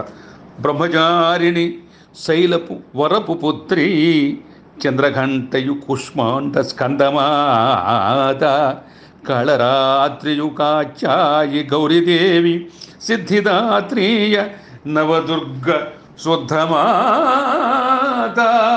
ఆవిడ చెప్పింది ఏమిటంటే బ్రహ్మచారిణి, శైలపుత్రి, చంద్రఘంట, కూష్మాండ, స్కందమాత, కాళరాత్రి, కాత్యాయని, మహాగౌరి, సిద్ధిదాత్రిగా దుర్గాదేవి నవదుర్గలుగా జగత్తులో ప్రసిద్ధిగాంచింది. భక్తుని కాపాడుతూ ఉంటుంది. నవదుర్గ శుద్ధులే సప్తశతి అనమాట. ఆవిడ శుద్ధులే సప్తశతి కొంత ఇంత మనం చెప్పుకున్నాం. విశేషాలు కూడా మొత్తం ఈ అవతారం ఎట్లా వచ్చింది చెప్పుకున్నాం, దాని వైశిష్ట్యం చెప్పుకున్నాం, విశేష ప్రాముఖ్యత చెప్పుకున్నాం. ఆవిడ మనం శుద్ధించాం. అందుకని ఆ దుర్గే ఆ రూపాలో మనకి ఎప్పుడు కాపాడుతుంటుంది అనమాట. జయముదేహి యశోదేహి శౌర్యమాత నిత్యకారుణ్య సాత్విక సత్యదుర్గా భక్తియుక్తుల శక్తుల రక్తి గూర్చి సప్తశతియుత హితముల దీప్తి నింపు. మనం అర్గళ సూత్రం కూడా అర్గళా సూత్రం చెప్పుకున్నాం. దాంట్లో అప్పుడు ఏమిటంటే మనకి జయం, విజయం, యశం దేహిగా దుర్గమాత నిత్య కారుణ్యం, మన కారుణ్యంతో మనకి ఏ బాధలు లేకుండా మరి కరుణామృత ఆ రసంతో కరుణ ఎప్పుడు కూడా మనం చూపిస్తూ కరుణాన్ని మన మీద విదజల్లుతూ ఉండి జల్లుతూ ఉన్నాయి. సాత్విక తత్వంతో మరి ఏంటంటే మంచి నిష్ఠతో ఉండాలి, ఒక సాత్వికంగా ఉండాలి, శాకాహారంతో ఉండాలి, ఆహారం చాలా నియమంగా ఉండాలి, మనం చేసే పనులు నిష్ఠతో ఉండాలి, మరి మాట్లాడే మాటలు చాలా చక్కగా మనం ఎంత మాట్లాడుతామో అంతవరకు చేస్తూ ఉండాలి. ఎప్పుడు కూడా ఆవిడని మనం తెలుస్తూ ఉండాలి, ఆవిడ మీదే మనం చేస్తుంటూ ఉండాలి అనమాట. సాత్వికంగా బుద్ధి ఉండాలి, మన తినే తిండి చాలా సాత్వికంగా ఉండాలి, మన మాట కూడా చాలా సాత్వికంగా ఉండాలి, మన ఆలోచనలు కూడా సాత్వికంగా ఉండాలి, మన లోపల ఉన్నటువంటి అవయవాలు కూడా మరి క్రోధం లేకుండా, రౌద్రం లేకుండా క్రౌర్యం లేకుండా చాలా సాత్వికంగా ఉండాలన్నమాట. చేస్తే సూర్యమాతగా సప్తశతీహితం కూరుస్తున్నమాట. రాత్రి సూక్తపు రమ్య దుర్గా తమము అజ్ఞానమును బాపు ధర్మకాంతి ఉషపు తేజస్సు నందించు ఉదయరేఖ కాళరాత్రులు భయమును కాలరాయో. కాబట్టి రాత్రి తమమును అజ్ఞానాన్ని ధర్మకాంతితో పొద్దునపూట తేజస్సు ఇస్తుంది దుర్గమాత. కాలరాత్రు భయం, రాత్రిపూట నుండి భయం కూడా కాలు రాస్తుంది. అందుకని ఆవిడే మొత్తం అంతా మనకి అజ్ఞానాన్ని తమాన్ని అట్టగే మన అన్నీ కూడా పరదులై ధర్మకాంత ఉషభ తేజస్సు ఉషోదయంలో మనకు చక్కగా తేజస్సు అందించి ఉదయ రేఖతో మన మనస్సుని ప్రక్షాళన చేసి మన మనస్సులో ఉన్నటువంటి అశాంతిని, మన మనస్సులో ఉండే అజ్ఞానాన్ని, మన మనస్సులో ఉన్నటువంటి అవివేకాన్ని, మన మనస్సులో ఉన్నటువంటి అంధత్వాన్ని, మనస్సులో ఉండే అంధకారాన్ని మొత్తం పారదవుతుందన్నమాట. అది కూడా రాత్రిదేవిగా జ్ఞానము పాత్రగూర్చి గోవుమాతగా క్షీరం పుగుణపు నింపు జ్ఞానదేవత జీవుల గ్రహణ శక్తి సప్తశతియుత దుర్గమ ఆత్మబంధో. అప్పుడు రాత్రిదేవిగా మన జ్ఞానాన్ని చేకూర్చుకుంటుంది. గోమాత క్షీర గుణాన్ని నింపి జ్ఞాన దేవతగా జీవులు గ్రహణ శక్తిని సప్తయుతంగా ఆత్మబంధువుగా మనకి ఆవిడ అందిస్తూ ఉంటుంది. ఆవిడే మనకి గోమాత, ఆవిడే క్షీరదేవత, ఆవిడే జ్ఞానదేవత, ఆవిడే గ్రహణ శక్తి. అటువంటి సప్తశతి ఉన్నటువంటి మనకు ఆత్మబంధం అనమాట. అందుకని దుర్గ సప్తశతిని మనం ఎప్పుడు కూడా మరి జ్ఞానాన్ని ఇవ్వాలని, మనకు అజ్ఞానం పారద్రోలాలని, విజ్ఞానం మనకి పెంచాలని, మన జీవితం కూడా ఒక జ్ఞానమయంగా ఉండాలని, ఒక జ్ఞానోదయంతో మన జీవితం ముందుకు పోతూ ఉండాలని ఆవిడ్ని మనం సప్తశతి దుర్గాదేవిని మనం ఎప్పుడు ప్రార్థిస్తూ ఉండాలన్నమాట. కాళరాత్రుల కలికాల కలముగు కలిమిగూర్చి కాలగమనము జీవిత గమ్యబాట మోహ గుణమును బాపియు దేహమందు మూల గుణముల భక్తిని మునిగిదేల్చో. ఒకటి ఎట్లాంటిదంటే కాళరాత్రి అంటే మనకు ఉండేటువంటి రాత్రిలో అంధకారంతో మనం పడుకుంటాం, చీకటిగా ఉంటుంది, దాంతో మనకి తెలియదు. పగలపూట మనం ఎంత తేజస్తూ ఉంటామో, మరి ఎంత మరి కాంతివంతంగా ఉంటుందో, మనం ఎంత పరిగెత్తు ఉంటామో, మన చూపు ఎంత తీక్షణంగా ఉంటుందో, మన చూపు నిశ్చితంగా ఉంటుందో, రాత్రిపూట మనకి కన్ను మనం ఎట్లా ఎంత మనం పొడుచుకున్నా కానీ మనకి కనిపిస్తుంది అనమాట. అంధకారంలో ఉంటాం. ఒక మన మనస్సు కూడా అంధకారం అవుతుంది, మన ఆలోచనలు కూడా అంధకారం అవుతాయి. మనం పడుకున్న తర్వాత అనేక పీడకలు వస్తూ ఉంటాయి, మనకు అశాంతితో మనం అందుకని ఏంటంటే ఆ జాగ్రత్త అవసరం ఉంటాం పగలపూట. అంటే సుషుప్తి అంటే మనం పడుకుంటాం, నిద్రపోతాం, మనకేం తెలియదు. స్వప్నంలో మనకి రకరకాలుగా స్వప్నాలు వస్తుంటాయి. ఈ ఏ వస్తువులు కూడా అటువంటి వాటిని ఆవిడ కాలరాత్రులు కూడా దగ్గర ఉంటుంది, కాల గమనం తెలుస్తూ ఉంటుంది. మన మోహగుణం లేకుండా మోహాన్ని ఆపుతూ ఉంటుంది. మన మూల గుణాల్లో భక్తి నిరంతరం కూడా దుర్గమాత మనకి చేకూరుస్తుంటుంది. తంత్రయుక్తము సూక్తుల రాత్రి వేళ నిద్రదేవత శక్తుల ముద్రగూర్చి తనువు రాజతమో గుణదాటు భక్తి సాత్వికంబుగ తత్వంబు చిత్తమందో. రాత్రి వేళ నిద్రాదేవత శక్తికుతులతో తామస రజోగుణములు దాటు భక్తిని, శక్తికుతులతో మరి సాత్వికంగా చిత్తమంతో తత్వంగా దుర్గాదేవి ముద్ర కూరుస్తూ ఉంటుందన్నమాట. ఏంటంటే ఆవిడ మనకి సాత్వికతాన్ని కూడా ఎప్పుడూ బోధిస్తూ ఉంటుంది, తమో గుణాన్ని బాపుతూ ఉంటుంది, రజోగుణాన్ని కూడా మనకి హద్దు చేస్తూ ఉంటుంది అనమాట. ఎప్పుడు కూడా మనకి ఏంటంటే సాత్వికతంతో మరి ఆ రాత్రింబవుళ్ళు కూడా వెనకాల ఉండి చక్కగా మనకి ఎప్పుడు కూడా మరి కాపాడుతూ ఉంటుంది అనమాట మరి జీవులను వాళ్ళని. అమ్మ దయ ఉన్న జగతిలో అన్ని ఉండు, అమ్మ భక్తిని పొందుట అమరవరము, దుర్గ దుష్టము దురితము దూరముంచి సప్తశతియుత హితములు సన్నుతించో. అవంటే మనం ఎవరైతే కొలుస్తారో ఆవిడకి అన్నీ ఉన్నట్టే. అమ్మ భక్తిని పొందడమే అది మహావరం. ఆవిడ మనం దుష్టాన్ని, అట్టగే మనకున్నటువంటి దుర్మార్గాన్ని, మనకుండే దురితాన్ని, మనకుండే దుర్గుణాన్ని, మనకుండేటువంటి ఆ దుస్తుల తత్వాన్ని, అట్టగే మనకుండేటువంటి మరి ఆ దుర్నీతంగా అనేకమైనటువంటి మరి ఆ దురాచారంగా మనకు మనస్సులో ఆవహించుంటాయి అనేకటువంటి ఆలోచనలు, అవన్నీ కూడా దూరం ఉంచి మరి సప్తసిద్ధిని మనం ఎవరు వింటే, ఈ మరి సప్తసిద్ధిలో ఉన్నటువంటి భావాన్ని ఎవరు తెలుసుకుంటే, సప్తసిద్ధిని ఎవరు పారాయణ చేస్తే, సప్తశతి ప్రముఖంగా అష్టమి, నవమి, మరి చతుర్దశి ఈ రోజుల్లో మహా విశేషం. ప్రతిరోజు వింటూ ఉండాలా. వారం రోజులు వినొచ్చు, ఒక అట 5 రోజులు పారాయణ చేయొచ్చు, ఒక రోజులో కూడా చేయొచ్చు, 3 రోజులు చేయొచ్చు. ఏం చేసినా కానీ నిష్ఠగా ఆవిడికి మనం సంకల్పం చేసి కరంజాసం చేసి అరగల స్తోత్రాన్ని చదివి మరి దేవి ప్రార్థన చేసి తంత్రోక్తంగా ఉండి ముందర మనం మనకి సంకల్పం చేసిన తర్వాత అది నిశ్చలంగా సాత్వికంగా ఉండాలి. మనం తినే ఆహారం సాత్వికంగా ఉండాలి, ఆలోచన సాత్వికంగా ఉండాలి, సాత్విక రూపంగా మనం ముందుకు పోతూ ఉండాలన్నమాట. సర్వజీవుల కమ్మగ ఉర్వియందు ప్రాప్త కర్మల గతులతో ప్రాప్తి కూర్చి దుర్గమ దుర్గతి దురితములను జీవగోటిని దాటించు శ్రీకరంబు. దుర్గామాత అందరి జీవనంలో కూడా ప్రాప్త కర్మల్ని, మన యొక్క దుర్గతిని, మన దురితాలని, దుర్గమాలని అన్నీ కూడా ఎప్పుడు కూడా దాటిస్తూ మన శ్రీకరంగా మన ఆవిడ ఏ లోటు లేకుండా ఎప్పుడు మనం వెనక్కి దాటిస్తుండదు. ఐము హ్రీమును క్లీమియు అంతరంబు అమ్మ ధ్యానంబు చేయంగ సమ్మతంబు దుర్గదేహము అంగము తుష్టి కూర్చి జీవి జన్మను ధన్యము చేయు జగతి. ఇప్పుడు యొక్క బీజాక్షరాలు ఐం, హ్రీం, క్లీం అనేటువంటి బీజాక్షరాలు మనం ఎప్పుడు ధ్యానం చేస్తూ ఉండాలి. ఆవిడ దాంతో దుర్గాదేవి మనకి సంతృష్టిని కూర్చుంటుంది.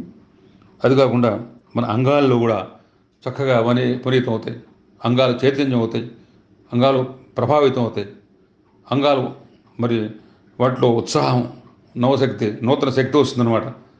అంగాలు తేజవంతంగా ఉండి మనకి పని వాటి మూలంగా చక్కగా మనకు అన్ని సమకూరుతుంటుంది, మన జీవితం చన్యం అవుతుందన్నమాట. ఆనందమందము అమ్మ తలుపు చిన్మయానంద రూపంబు చిద్విలాసి తన్మయంబును చేకూర్చు తనుగు ఘనము అమ్మ పిలుపున సమ్మతించు. ఇప్పుడు చిదానంద రూపిణి, ఇప్పుడు చిద్విలాసి దుర్గామాత.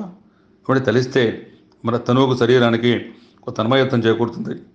అమ్మ పిలుపుతో మన మధ్య పులకరిస్తుంది. అమ్మ పిలుపుతో మన్ని నా బిడ్డ పిలిచాడు, భారత్తో ఉన్నాడు, ఆత్మనాదం చేస్తున్నాడు, ఆదుకోవాలి అనేటువంటి ఆవిడ వెంటనే పరిగెత్తుకొచ్చి మనకి అన్ని బాధల్లో మరి ఆవిడ దగ్గరుండి చేదోడు వాదోడుగా అని ఆ పైకి మనకు ఆవిడ కరంతో చేత్తో పైకి తీస్తున్నమాట. ఆ దాంతో ఏమవుతుంది, మన తనువు మరి పులకరించి తన్మయత్వంతో ఆవిడ ఎప్పుడైతే మనకు ఆదుకుంటుందో, ఎప్పుడైతే మన పిలిపిందో, ఎప్పుడైతే మనకు కరుణిస్తుందో, ఎప్పుడైతే మనం మనస్సు మరి శరణాగతి చేసి మనం లోపల ఆర్తిని మనం అమ్మకు చెప్పిన తర్వాత అమ్మ మనం కాచేటువంటి తత్వంతో ఆవిడ అమ్మ మరి మాతృభూమి కానీ, మాతృభాష కానీ, మాతృమూర్తి కానీ ఇవన్నీ మాతృత్వం ఏంటంటే అది వాళ్ళు మాత అనే శబ్దంలోనే మాత అంటే మన తనువు అంతా మాతే. మన తనువు ఇచ్చిన మాత మహన్మాత, జగన్మాత, లోకమాత, పూజ్యమాత, వాడి విశ్వమాత. మరి అటువంటి మాతని మనం స్మరించాలంటే మన తనువు మరి మాతకి మనం అంకితం చేయాలి. మన తనువులో మాతని మరి ఎప్పుడు నిరంతరం స్మరణ చేస్తూ ఉండాలి. మన తనువు ఆవిడకి అర్పిస్తూ ఉండాలి. ఆ మాతని ఎప్పుడు మనం కష్టపెట్టకూడదు. మాత ఆదేశ ప్రకారం మనం పోతూ ఉండాలి. మాత మనకి ఎప్పుడు కూడా పూజనీయంగా మనకి వెనకాల కనడిస్తూ ఉంటుంది అనమాట. వేదసారంబు అమ్మయే విడపాడి బ్రహ్మరూపిణి అఘములు పారద్రోలి సృష్టి మూలము సంతుష్టి పుష్టిమాత పంచభూతపు పరమాత్మి ప్రాకృతంబు. వేదాల సారం ఆవిడే, బ్రహ్మరూపిణి అమ్మే, వీణపాణి అమ్మే, సృష్టికి మూలం కూడా అవే. ఇవన్నీ అహాన్ని మనకు ఉండేట్టు గర్వాన్ని పారదోలుతుంది. పంచభూత పరమాత్మ స్వరూపుణి, పంచభూతాల్లో ఆవిడే ఉంది. పృథివీ వ్యాప్త తేజో వరాకాశాత్, నింగి, నేల, జలం, అగ్ని, అన్ని చోట్ల వాయువు, పృథివీ వ్యాప్త తేజో వాయు ఆకాశ అన్నిట్లో ఆవిడే ఉందన్నమాట. అన్నిట్లో ఉంది పంచభూతాల మూలంగానే మన ప్రాణం నడుస్తుంది. పంచభూతాల మూలంగానే ఆత్మ మనకి శరీరంలో ఉంటుంది. పంచభూతాల మన నుంచి ఎప్పుడైతే వెళ్ళిపోతే మన ఆత్మ వెళ్ళిపోయి ఇంకొక ఆత్మ అనేది అది శాస్త్రం తను విడిపోతుంది అనమాట. అందుకని ఆత్మని అమ్మవారు ఆ పరమాత్మ స్వరూపుడిగా ఉన్నటువంటి ఆవిడని ప్రకృతితో జీవులకు పుష్టి కూర్చుంది, సంతృష్టి కూర్చుంది అనమాట. కాళరాత్రి మహారాత్రి కరుణ చూపి మొహరాత్రి మహాష్టమి మహిమగూర్చి మహిమహామాయ మాయలు మమత గూర్చి మాయమును గంగ దుర్గాంబ మాయ నింపి జీవకోటిని ఆడించు చిద్విలాసే. మహామాయవిడే, కాళరాత్రివిడే, మహారాత్రివిడే, మొహరాత్రివిడే, మహాష్టమి, అవన్నీ కూడా మన మాయలతో ఉంటుందన్నమాట. మాయలతో మమత కూరుస్తుంది. ఆ మాయ మహామాయవిడ, మహామాయ. ఆ మాయలతో మనం చెప్పుకుంటూ ఉంటాం అనమాట. మనకి ఆ మాయల్ని భ్రమ కనిపిస్తూ ఉంటుంది. మళ్ళీ మాయల నుంచి మనని బయటపడి ఎట్టయితే మబ్బులు వస్తాయి, నార్మల్గా ఉంటుంది ఆకాశం, మళ్ళీ మబ్బులు వస్తాయి, కారు మబ్బులు వస్తాయి, తెల్ల మబ్బులు వస్తాయి, నీరు మబ్బులు వస్తాయి. ఆ మబ్బుల నుంచి మళ్ళీ మనం తట్టుకుని మళ్ళీ మామూలు రూపం వస్తుంది. ఇవన్నీ అనమాట. ఆ విభ్రాంతి అట్లాగే ఇవన్నీ కూడా భ్రాంతి నుంచి బయటపడతాం అనమాట. ఈ భ్రాంతి నుంచి బయటపడేయడానికి అమ్మాయి కారణమవుతుంది అనమాట. మళ్ళీ మనం మమతలు కూరుస్తుంది జీవకోటికి, మాయల్లోంచి మరి ఆ బయటపడేస్తుంది. అందుకు చిద్విలాసగా వారిని ఆడిస్తూ ఉంటుంది. శ్రీము లక్ష్మి బీజము సద శ్రీకరంబు క్లీము కామబీజమును తకీలకంబు హ్రీము మాయ బీజము మది హితము నింపి దుర్గము దృంచుమదినే. ఓం హైం హ్రీం క్లీం శ్రీం. శ్రీం అనేది లక్ష్మీ బీజం, క్లీం కామబీజం, హ్రీం మాయాబీజం. వీటితో లక్ష్మీబీజం, కామబీజం కోరిక, మాయాబీజంతో అంటే మహాకాళి, మహాలక్ష్మి, మహాసరస్వతులు మరి దుర్గామాత జీవకోటిని దీర్ఘకాలం మరి దుర్గాల్ని మరి కష్టాలని వాళ్ళకు ఉండేటువంటి అవన్నీ కూడా వాటి నుంచి కాపాడుతూ నిరంతరం కూడా వాళ్ళని ఎడగాడుతుంది. ఖడ్గ శూలము చక్రంబు గదను దాల్చి శంఖబాణ ధనుస్సు భుసండి పరిఘ చండమార్తాండ దుర్గాంబ చండిదేవి భీకరాకార భీభత్స సాకరంబు దుష్ట ధనుజుల గూల్చియు పుష్టి నింపు. ధనుజులు రాక్షసులు అంటే హరిషడ్ వర్గాలు ఎవరికి ఉంటాయో, మాయాము మరి మాత్సర్యం ఇవన్నీ ఎవరికి ఎక్కువ ఉంటాయో, మోసం దగా కుట్ర ఎవరికి ఉంటాయో, జీవితం అంతా ఒక నిమిత్తం లేకుండా, గమ్యం లేకుండా, లక్ష్యం లేకుండా, ఒక తారతమ్యం లేకుండా, వాయు వరుసలు లేకుండా ఒక జీవితంలో మరి పుట్టిన తర్వాత అవన్నీ లేనివాడు రాక్షసత్వం. అది రాక్షసత్వం అంటే తమోగుణంతో వాటికి సమగుణం ఉండదు. ఎప్పుడు అంతా ఒక రాజసం అంటే దర్పంలో నుంచి బయటపడకుండా అహం మరి అన్ని అహం బ్రహ్మ అనుకోవాలి. కానీ అహం మొత్తం నేనే దేవుణ్ణి, ఇక నేనే సర్వస్వం, నేనే అనేటువంటి దీంట్లో ఏంటంటే వాళ్ళు ఎవరిని గమనించరు, ఎవరిని కూడా లెక్క చేయరు, ఎవరు కూడా ఉనికి వాళ్ళు గమనించరు. వాళ్ళే అనుకుంటారు. స్వార్థం కోసం మొత్తం పక్క వాళ్ళని తండ్రి కానీ తల్లి కానీ కొడుకుని కూతురు లెక్క చేయరు. అమెరికా రాక్షసత్వం బరబరిపోతుంది. రాక్షసత్వంతోనే మొత్తం అంత కలియుగంలో ధర్మం నశించిపోతుంది. ధర్మదేవత మొత్తం కుంటిపోతుంది అనమాట. మనకి వాయు వరుసలు ఉండదు, మన కూడా ఉండదు. మన జీవితంలో మొత్తం కష్టాల పరంపరగా సాగుతుంది, కొంతవరకు సాగుతూ ఉంటుంది. తర్వాత అవిడే మళ్ళీ వచ్చి వాళ్ళు సరిచేసి వాడిని మొత్తం అక్కడి నుంచి లేకుండా మొత్తం దునిమి వాళ్ళు భంజించి వాళ్ళు లేకుండా మరి మళ్ళీ ఈ సాత్వికతను తీసుకొస్తుంది అనమాట. అందుకని ఎప్పటికప్పుడు మనం అమ్మ యొక్క ఉనికి మనం గ్రహిస్తూ ఉండాలి. అందుకని అమ్మని ఎప్పుడు కూడా మనం ఆవిడ దుర్గామాత ఖడ్గము చేతుల్లో, శూలము, చక్రము, గద, శంఖం, బాణం, ధనుస్సు, భూసంటి పరిహులు దాల్చి చండమార్తాండగా భీకరాకారంగా ధనుజులు ఎప్పుడప్పుడు కూల్చేసి ఆ ధనుజులు రాక్షసుల బాధ నుంచి కూడా మనం రక్షిస్తూ ఉంటుందన్నమాట. శాంతిదాంతి ప్రశాంతత శాంతమూర్తి అందచందపు సౌందర్య సుందరాంగి సద్గుణంబుల దేవత సౌమ్యరాశి దుర్గ పరమేశ్వరీశ్వరి దురిత దూరి.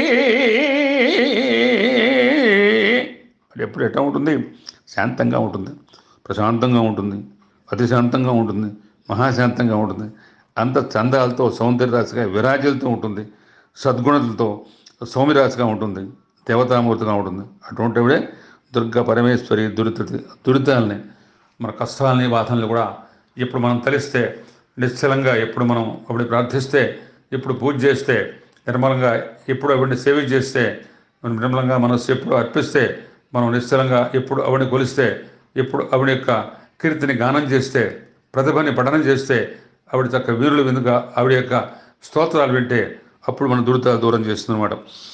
బ్రహ్మ విష్ణు మహేశ్వర పరమ మునీంద్ర దేవి పూజలు తలుపు సంతుష్టు చేసి అంతరంబున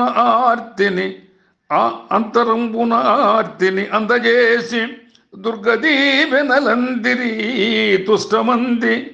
అందరూ కూడా బ్రహ్మ మహేశ్వరులు, దేవతాగణం, మునీంద్రులు అందరూ కూడా దుర్గమాత పూజలు చేశారు. అంతరంగంలో కూడా సంతోషం పొందారు. మాత దీవెనలు పూర్తిగా పొంది వాళ్ళ కార్యాల్లో వాళ్ళకి ఇచ్చేటువంటి ఆ సృష్టి కానీ మరి స్థితి కానీ లయం కానీ వాళ్ళు మహత్తరంగా వాళ్ళు సాధించి ఛేదించి దాంట్లో కృతజ్ఞులై పరమ మునీంద్రులకు మరి వాళ్ళ బాధ్యతల్ని అమ్మ తలపుతో, అమ్మ దయతో, అమ్మ దీవెనతో, అమ్మ ఆశ్చర్యంతో, అమ్మ అండతో, అమ్మ దండతో వాళ్ళు వెనక వాళ్ళు చేయగలిగారన్నమాట. ఆదిదేవత అంబయే వాదులేక సృష్టి స్థితియుతలయము పుష్టి చేసి బ్రహ్మకేశవ శివులకు పదముగూర్చి కాలచక్రము దిప్పును కామితార్థి. అంటే దుర్గమాతే బ్రహ్మ విష్ణు మహేశ్వరులను సృష్టి స్థితి లయాల పదాన్ని గుర్చి కాలచక్రాలను కామితార్థిగా తిప్పచుండదు అనమాట. అన్ని ఉన్నను దుర్గాంబ అండలేక ఏమి లేనట్లే కలిములు ఎన్ని ఉన్న సకల అఖిలాండ కోటిక నిఖిల వినుత లలిత జాముండి దుర్గల కొలుపు ధనము. ఎన్ని ఉన్నప్పుడు కూడా, ఎన్ని భోగభాగ్యాలున్నా, ఎన్ని మనకి భవంతులున్నా, ఎన్ని పొలాలున్నా, ఎన్ని భూవస్తులున్నా, ఎన్ని వ్యాపారాలున్నా, ఎంతమంది అండున్నా, ఎంతమంది పరిచారకులున్నా, ఎన్ని మనకి సౌకర్యాలున్నా, ఎన్ని పదవులున్నా, ఎంత మనకి వెనకాల జనం ఉన్నా, కోట్ల మంది మనకి వెనక మరి వాళ్ళ ముందుకు మనకి వాళ్ళ అండదండ ఉన్నా కానీ ఆవిడ దుర్గమాత అండలేందే, ఆవిడ దీవెన లేనిదే, ఆవిడ చక్కని వీక్షణ లేనిదే, ఆవిడ కటాక్షం లేనిదే, ఆవిడ చూపు లేనిదే, ఆవిడ ఆశీర్వచన లేనిదే ఏమీ లేనట్లే అఖిలాండ కోటి బ్రహ్మాండ నాయికగా లలిత చాముండి దుర్గల కొలువు జగత్తులో జనులకు వినుద్ధనం. ఇంద్రదిక్పాల ద్వాదశ ఆదిత్యులను విశ్వంభరాజీవ వివిధ గణము బ్రహ్మ విద్యకు మూలంబు రమ్య దుర్గ సృష్టియే స్పష్ట సంతుష్టి మీరా. ఇంద్రదిక్పాలకులు, ద్వాదశ ఆదిత్యులు, విశ్వంభరావిధ గణాలు బ్రహ్మ విద్యకు మూలం స్పష్టంగా జీవనంలో అన్నీ కూడా విశ్వంలో ఏం జరుగుతున్నా, విశ్వంలో ఏ జీవం ఉన్నా, ఏ జీవకోటి ఉన్నా, మరి ఏ జీవరాశి ఉన్నా 88 లక్షల ఈ యొక్క జీవకోటి మరి పరిమాణంలో అందరూ కూడా అమ్మ సృష్టి. అక్కడ ఇంద్రాదిక పాల్గొలు కానీ మరి వాళ్ళు మరి ఋషులు కానీ, మునీంద్రులు కానీ, దేవతలు కానీ, ద్వాదశ ఆదిత్యులు కానీ, ఏకాదశ మరి వీళ్ళందరూ రుద్రులు కానీ, అట్లాగే మన అష్టవసువులు కానీ, అట్లాగే మన మొత్తం రాక్షసము కానీ బ్రహ్మ వరక్షలు శాకని ఢాకని హ్యాకని వీళ్ళంతా ఉంటారు కదా, గంధర్వులు, దైత్యులు, రాక్షసులు మొత్తం అంతా కూడా అందరూ కూడా విశిస్తే మొత్తం అంతా సిద్ధులు, సాధ్యులు, మరి గంధర్వులు, మరి యక్షులు వాళ్ళందరూ కూడా అటుక సర్పజాతి, అటుక గరుడులు ఒంటి కాదు మొత్తం అందరూ కూడా ఆవిడ సృష్టించిన వాళ్ళందరూ ఏమి దేనికి కూడా ఇంకా ఆవిడ సృష్టి మూలంగానే జరుగుతుంది. ఆవిడే సృష్టి, ఆవిడే మూలము, ఆవిడే స్థూల రూపము, ఆవిడే సూక్ష్మ రూపము, ఆవిడే విశ్వాంతర్యామిని, ఆవిడే మరి జగన్మాత, ఆవిడే విశ్వమాత, ఆవిడే లోక రక్షక సృష్టి అంతే. అజయ అగ్నేయ ఏకామనంత లక్ష్య ఐకము అనేక భగవతి అంబదుర్గ జ్ఞాన వైరాగ్య శూన్య పుగ్నన ప్రసూన ద్రష్ట మంత్రమూలం వంబ శ్రేష్ఠి దుర్గా. అవిడ దుర్గమాత అజయం, జయ అజ్ఞానవుడే, జయుడే, ఏకముడే, అనేకముడే, లక్ష్మవుడే, అలక్ష్మవుడే, వైరాగ్యముడే, జ్ఞానముడే, శూన్యముడే, అన్ని స్థితులకు మూలవుడే. మనకి ఎట్టా ఉన్నా, మంచిగా ఉన్నా, చెడుగా ఉన్నా, దరిద్రంగా ఉన్నా, భాగ్యవంతంగా ఉన్నా, నిరాశగా ఉన్నా, ఆశగా ఉన్నా, ధర్మంగా ఉన్నా, అధర్మంగా ఉన్నా, లక్ష్యంగా ఉన్నా, అలక్ష్యంగా ఉన్నా, వైరాగ్యంగా ఉన్నా, వైరాగ్యం లేకపోయినా, జ్ఞానం ఉన్నా, అజ్ఞానంగా ఉన్నా, శూన్యంగా ఉన్నా, అట్లాగే మనం అజయ అగ్నయ ఏకం అనేకం ఎవరున్నా సరే దానికి ఆవిడే స్పష్టంగా ద్రాస్తే ఆవిడే శ్రేయస్సు, ఆవిడే మూలం, ఆవిడే దానికి కారణం, ఆవిడే అవుతుంది. అక్కబింబపు అరుణోదయాల కాంతి బాలసూర్యుని తేజంపు ప్రబల రేఖ అభయముద్రపు ఎర్రని అంబధారి మూడు కన్నుల ముగురమ్మ మూల దుర్గా. ఎర్రని అరుణోదయ బింబపు కాంతితో, బాలశ్వర్య తేజంతో, ఎర్రని వస్త్రధారంతో, అభయముద్రలతో, మూడు కన్నులతో ముగ్గురమ్మగా దుర్గయ్య మూలభారం. అందుకని అమ్మల గన్నయమ్మ ముగురమ్మల మూల పుటమ్మ చాలా పెద్దమ్మ సురారునమ్మ కడుపారడి బుచ్చినయమ్మ తన్నులో నమ్మిన వేల్పుటమ్మల మనంబుల నుండెడి అమ్మ దుర్గమాయమ్మ కృతబ్ధినిచ్యుత కవిత్వ మహత్వ పటుత్వ సంపదల్ అమ్మవు సర్వజీవులకు అమ్మవు నెమ్మది నమ్మినమ్మ మహాకమ్మని చల్లనమ్మ శివకామిని భామిని శంభుమోహిని క్రమ్మగ తన్మయత్వమది కమ్మగ సమ్మతి అమ్మ దర్శనం అమ్మరో దుర్గా అమ్మలకు అమ్మగగావము ఎల్లలోకము. అటువంటి అమ్మ అనమాట. అందరికీ అమ్మే, అమ్మకమ్మ అమ్మకమ్మ అమ్మలకమ్మ ముగ్గురమ్మల మూలపడమ్మ అంతా జగత్తుకి అన్ని కారణం ఆవిడ దుర్గా అమ్మే, దుర్గా దేవతే. అందుకని అటువంటి అమ్మని మనం ఎప్పుడు మరి పూజిస్తూ ఉండాలి, కోరుతూ ఉండాలి, ధ్యానిస్తూ ఉండాలి. మనసులో నిరంతరం కూడా మనం తదేక దృష్టితో ధ్యానిస్తూ. అందుకనే అగ్నివర్ణపు ఎర్రని ఆదిశక్తి దుష్ట సంహారి దురితంపు దురహారి కర్మఫలములు ప్రాప్తిత ధర్మదుర్గా స్వర్గదేవత భగవతి స్వర్ణదుర్గా. అగ్నివర్ణంతో ప్రాప్తిత కర్మఫలంలో భగవద్దుర్గాదేవి నిజంగా స్వర్ణదుర్గే. ఇప్పుడు ఆవిడ కర్మఫలాల్ని మన ప్రాప్తం చేస్తుంటుంది. ధర్మదుర్గగా, స్వర్గదేవతగా, దుష్ట సంహారిగా, దురిత దూరహారిగా, ఎర్రని అగ్నివరపు ఆదిశక్తి ఆవిడ మనకు ఎప్పుడు వెలిగిపోతూ ఉంటుంది అనమాట. దుష్ట దురిత దురాచార దూరహారి క్లిష్ట సంసార సాగర కీర్తి నింపి జనన మరణపు భీతుల మననమునను తుష్టి పుష్టిని కూర్చును దుర్గామాత.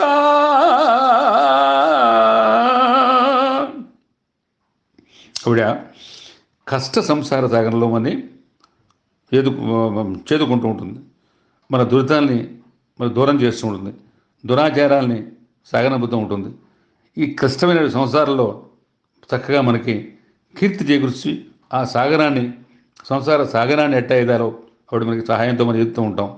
జనన మరణాలని భీతుల్ని మనకి మనకుండా దుర్గమాత ఎవరు పూజిస్తే, ఎవరు కొనిస్తే, ఎవరు మనసావాచన ఆవిడ శరణాగా చేస్తే ఆవిడ కాపాడుతుంటుందన్నమాట. నాలుగు సంఖ్యల దేవిని ఆర్తిమీర తలచి కొలిచిన పిలుపును వలపు మీర మూల మంత్రపు బీజమా మూల జపము మృత్యుదేవత అభయంబు సత్యమందు. నాలుగు సంఖ్యల దేవిని ఆర్తిమీరా తలచి కొలిచిన పిలుపును వలపు మీర మూల మంత్రపు బీజము ఆ మూల జపము మృత్యుదేవత అభయంబు సత్యమందు. ఇవన్నీ 4 సంఖ్యల ఎవరైతే కొలుస్తారో అవన్నీ తలిస్తే చాలు, కొలిస్తే చాలు, పిలిస్తే చాలు.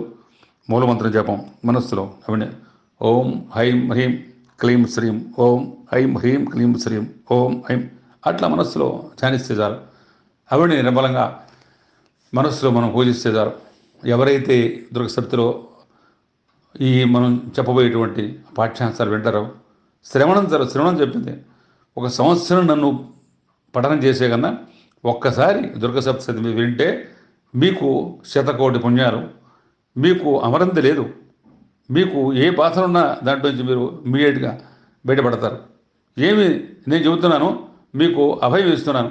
వెంటనే ఏమి మీకు ఎటువంటి సందేహం ఎక్కల నేను చెప్పేదాంట్లో అంత మీకు ఠోకా బాధకు చెబుతున్నాను అని చెప్పిందనమాట. ముమ్మాటికి మీరు నన్ను నమ్మండి, వెంటకాలనే ఉంటా. నన్ను కొలవండి, మీ వెనకాలనే ఉంటా. నన్ను పూజించండి, నేను ఉన్నాను విశ్వసించండి, మీ వెనకాలనే ఉంటా, ముమ్మాటికే ఉంటా, మీకు నేను కారణం కూడా దృష్టాంతాలు చూపిస్తా, వెనకాల ఉంటూ ఉంటా, మీకు ఏ కార్యం కూడా భారం ఉండదు దీంట్లో కూడా అని చెప్పి అనేక రకాలుగా ఈ దేవతల మూర్తులు ఇవన్నీ కూడా మనం అనేక రకాలుగా పూజిస్తుంటాం. అందరూ కూడా ఆవిడంశలే.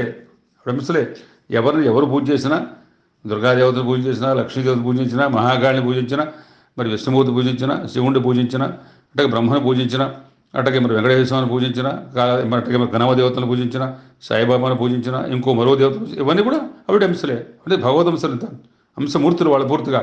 అందుకని వాళ్ళు ఆ ప్రకారంగా నడిచారు, ఆ ప్రకారంగా చేశారు, ఆ ప్రకారంగా ఆవిడ అంశలతోనే ఉన్నారు. అందుకని వాళ్ళు ఎవరిని కొలిచినప్పుడు కూడా మనకు ఉండేటువంటి బాధ నుంచి మనం బయటపడతాం అనమాట. అందుకని ఓం యను మూల మంత్రమది యోగ్యత కూర్చును దుర్గ ఉచ్ఛతం, ఐం అను మూల మంత్రమది ఔన్నతి కూర్చును దుర్గదేవెనన్, హ్రీం అను మూల మంత్రమది హేయము బాపును దుర్గ చండిగా, క్లీం అను మూల మంత్రమది క్లిష్టత బాపును దుర్గ కాళిగా, శ్రీం అను చముడి దయను శ్రేయము కూర్చును నిత్య సత్యమున్.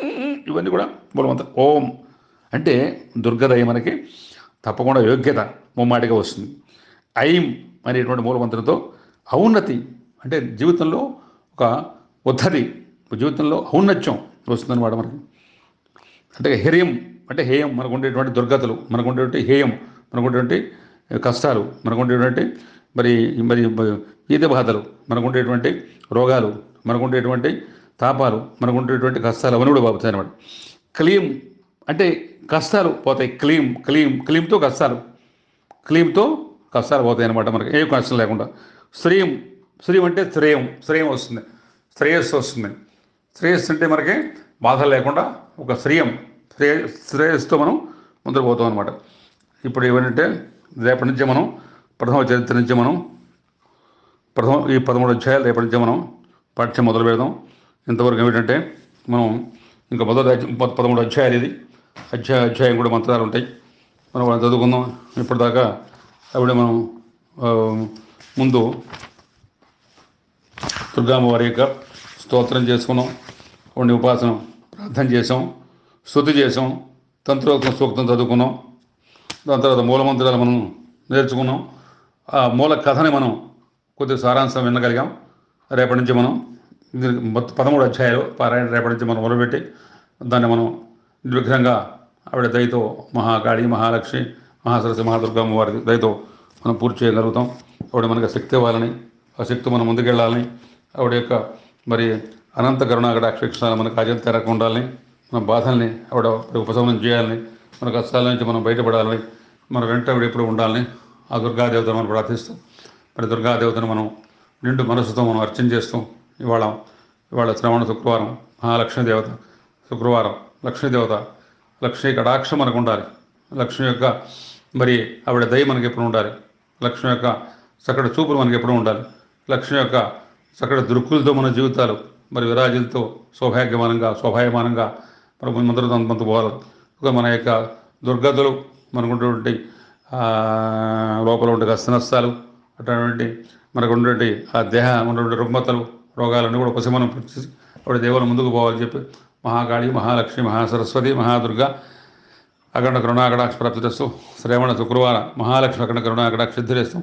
హాస్య అన్నపూర్ణ విశాలక్ష్మి విశ్వనాథ్ అఖండ కరుణాకటాక్ష ప్రాప్తిరస్తు. నన్ను ఈ ప్రకారంగా మరి ఇది ఇప్పుడు నేను రాసి వెంటనే రాయడం కాదు, దుర్గ సప్తశతి 752 పద్యాలు రాయడం జరిగింది. రేపటి నుంచి మనం దీన్ని మనం పారాయణ చేసుకుందాం. 754 పద్యాలు.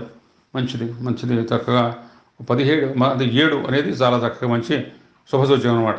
7 అనేది చాలా శుభసూచకం. సప్తశతి అందుకనే సప్తపది మనం అందుకని 7 అడుగులు నడవాలి, 7 సముద్రాలు దాటాలి.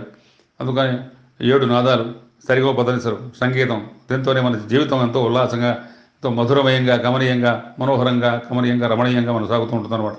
సంగీతం ఉదహది, అది ఒక సముద్ర.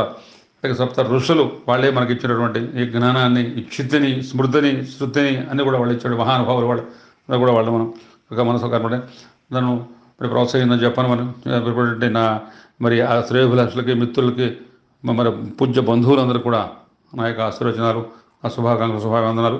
మరొకసారి మిత్రులకి, శ్రేయోభిలాషులకి, బంధువులకి, ఇతరులకి, సన్నిహితులకి, మరి అందరూ కూడా వినే వాళ్ళకి, శ్రవణం చేసే వాళ్ళకి, శ్రవణం మరి చేయమని చెప్పి కోరే వాళ్ళకి, శ్రవణ భాగ్యాన్ని అందరికి అందించే వాళ్ళకి, ఇంకా దీన్ని రకరకాలుగా మీరు ఇటువంటి వినండి అని చెప్పి మీరు చెప్పేవాళ్ళకి, వినిపించే వాళ్ళకి, అటువంటి వాళ్ళందరూ కూడా మా శుభాకాంక్షలు, శుభాభినందనాలు. వాళ్ళందరూ కూడా నా కృతజ్ఞతలు చెబుతున్నాను.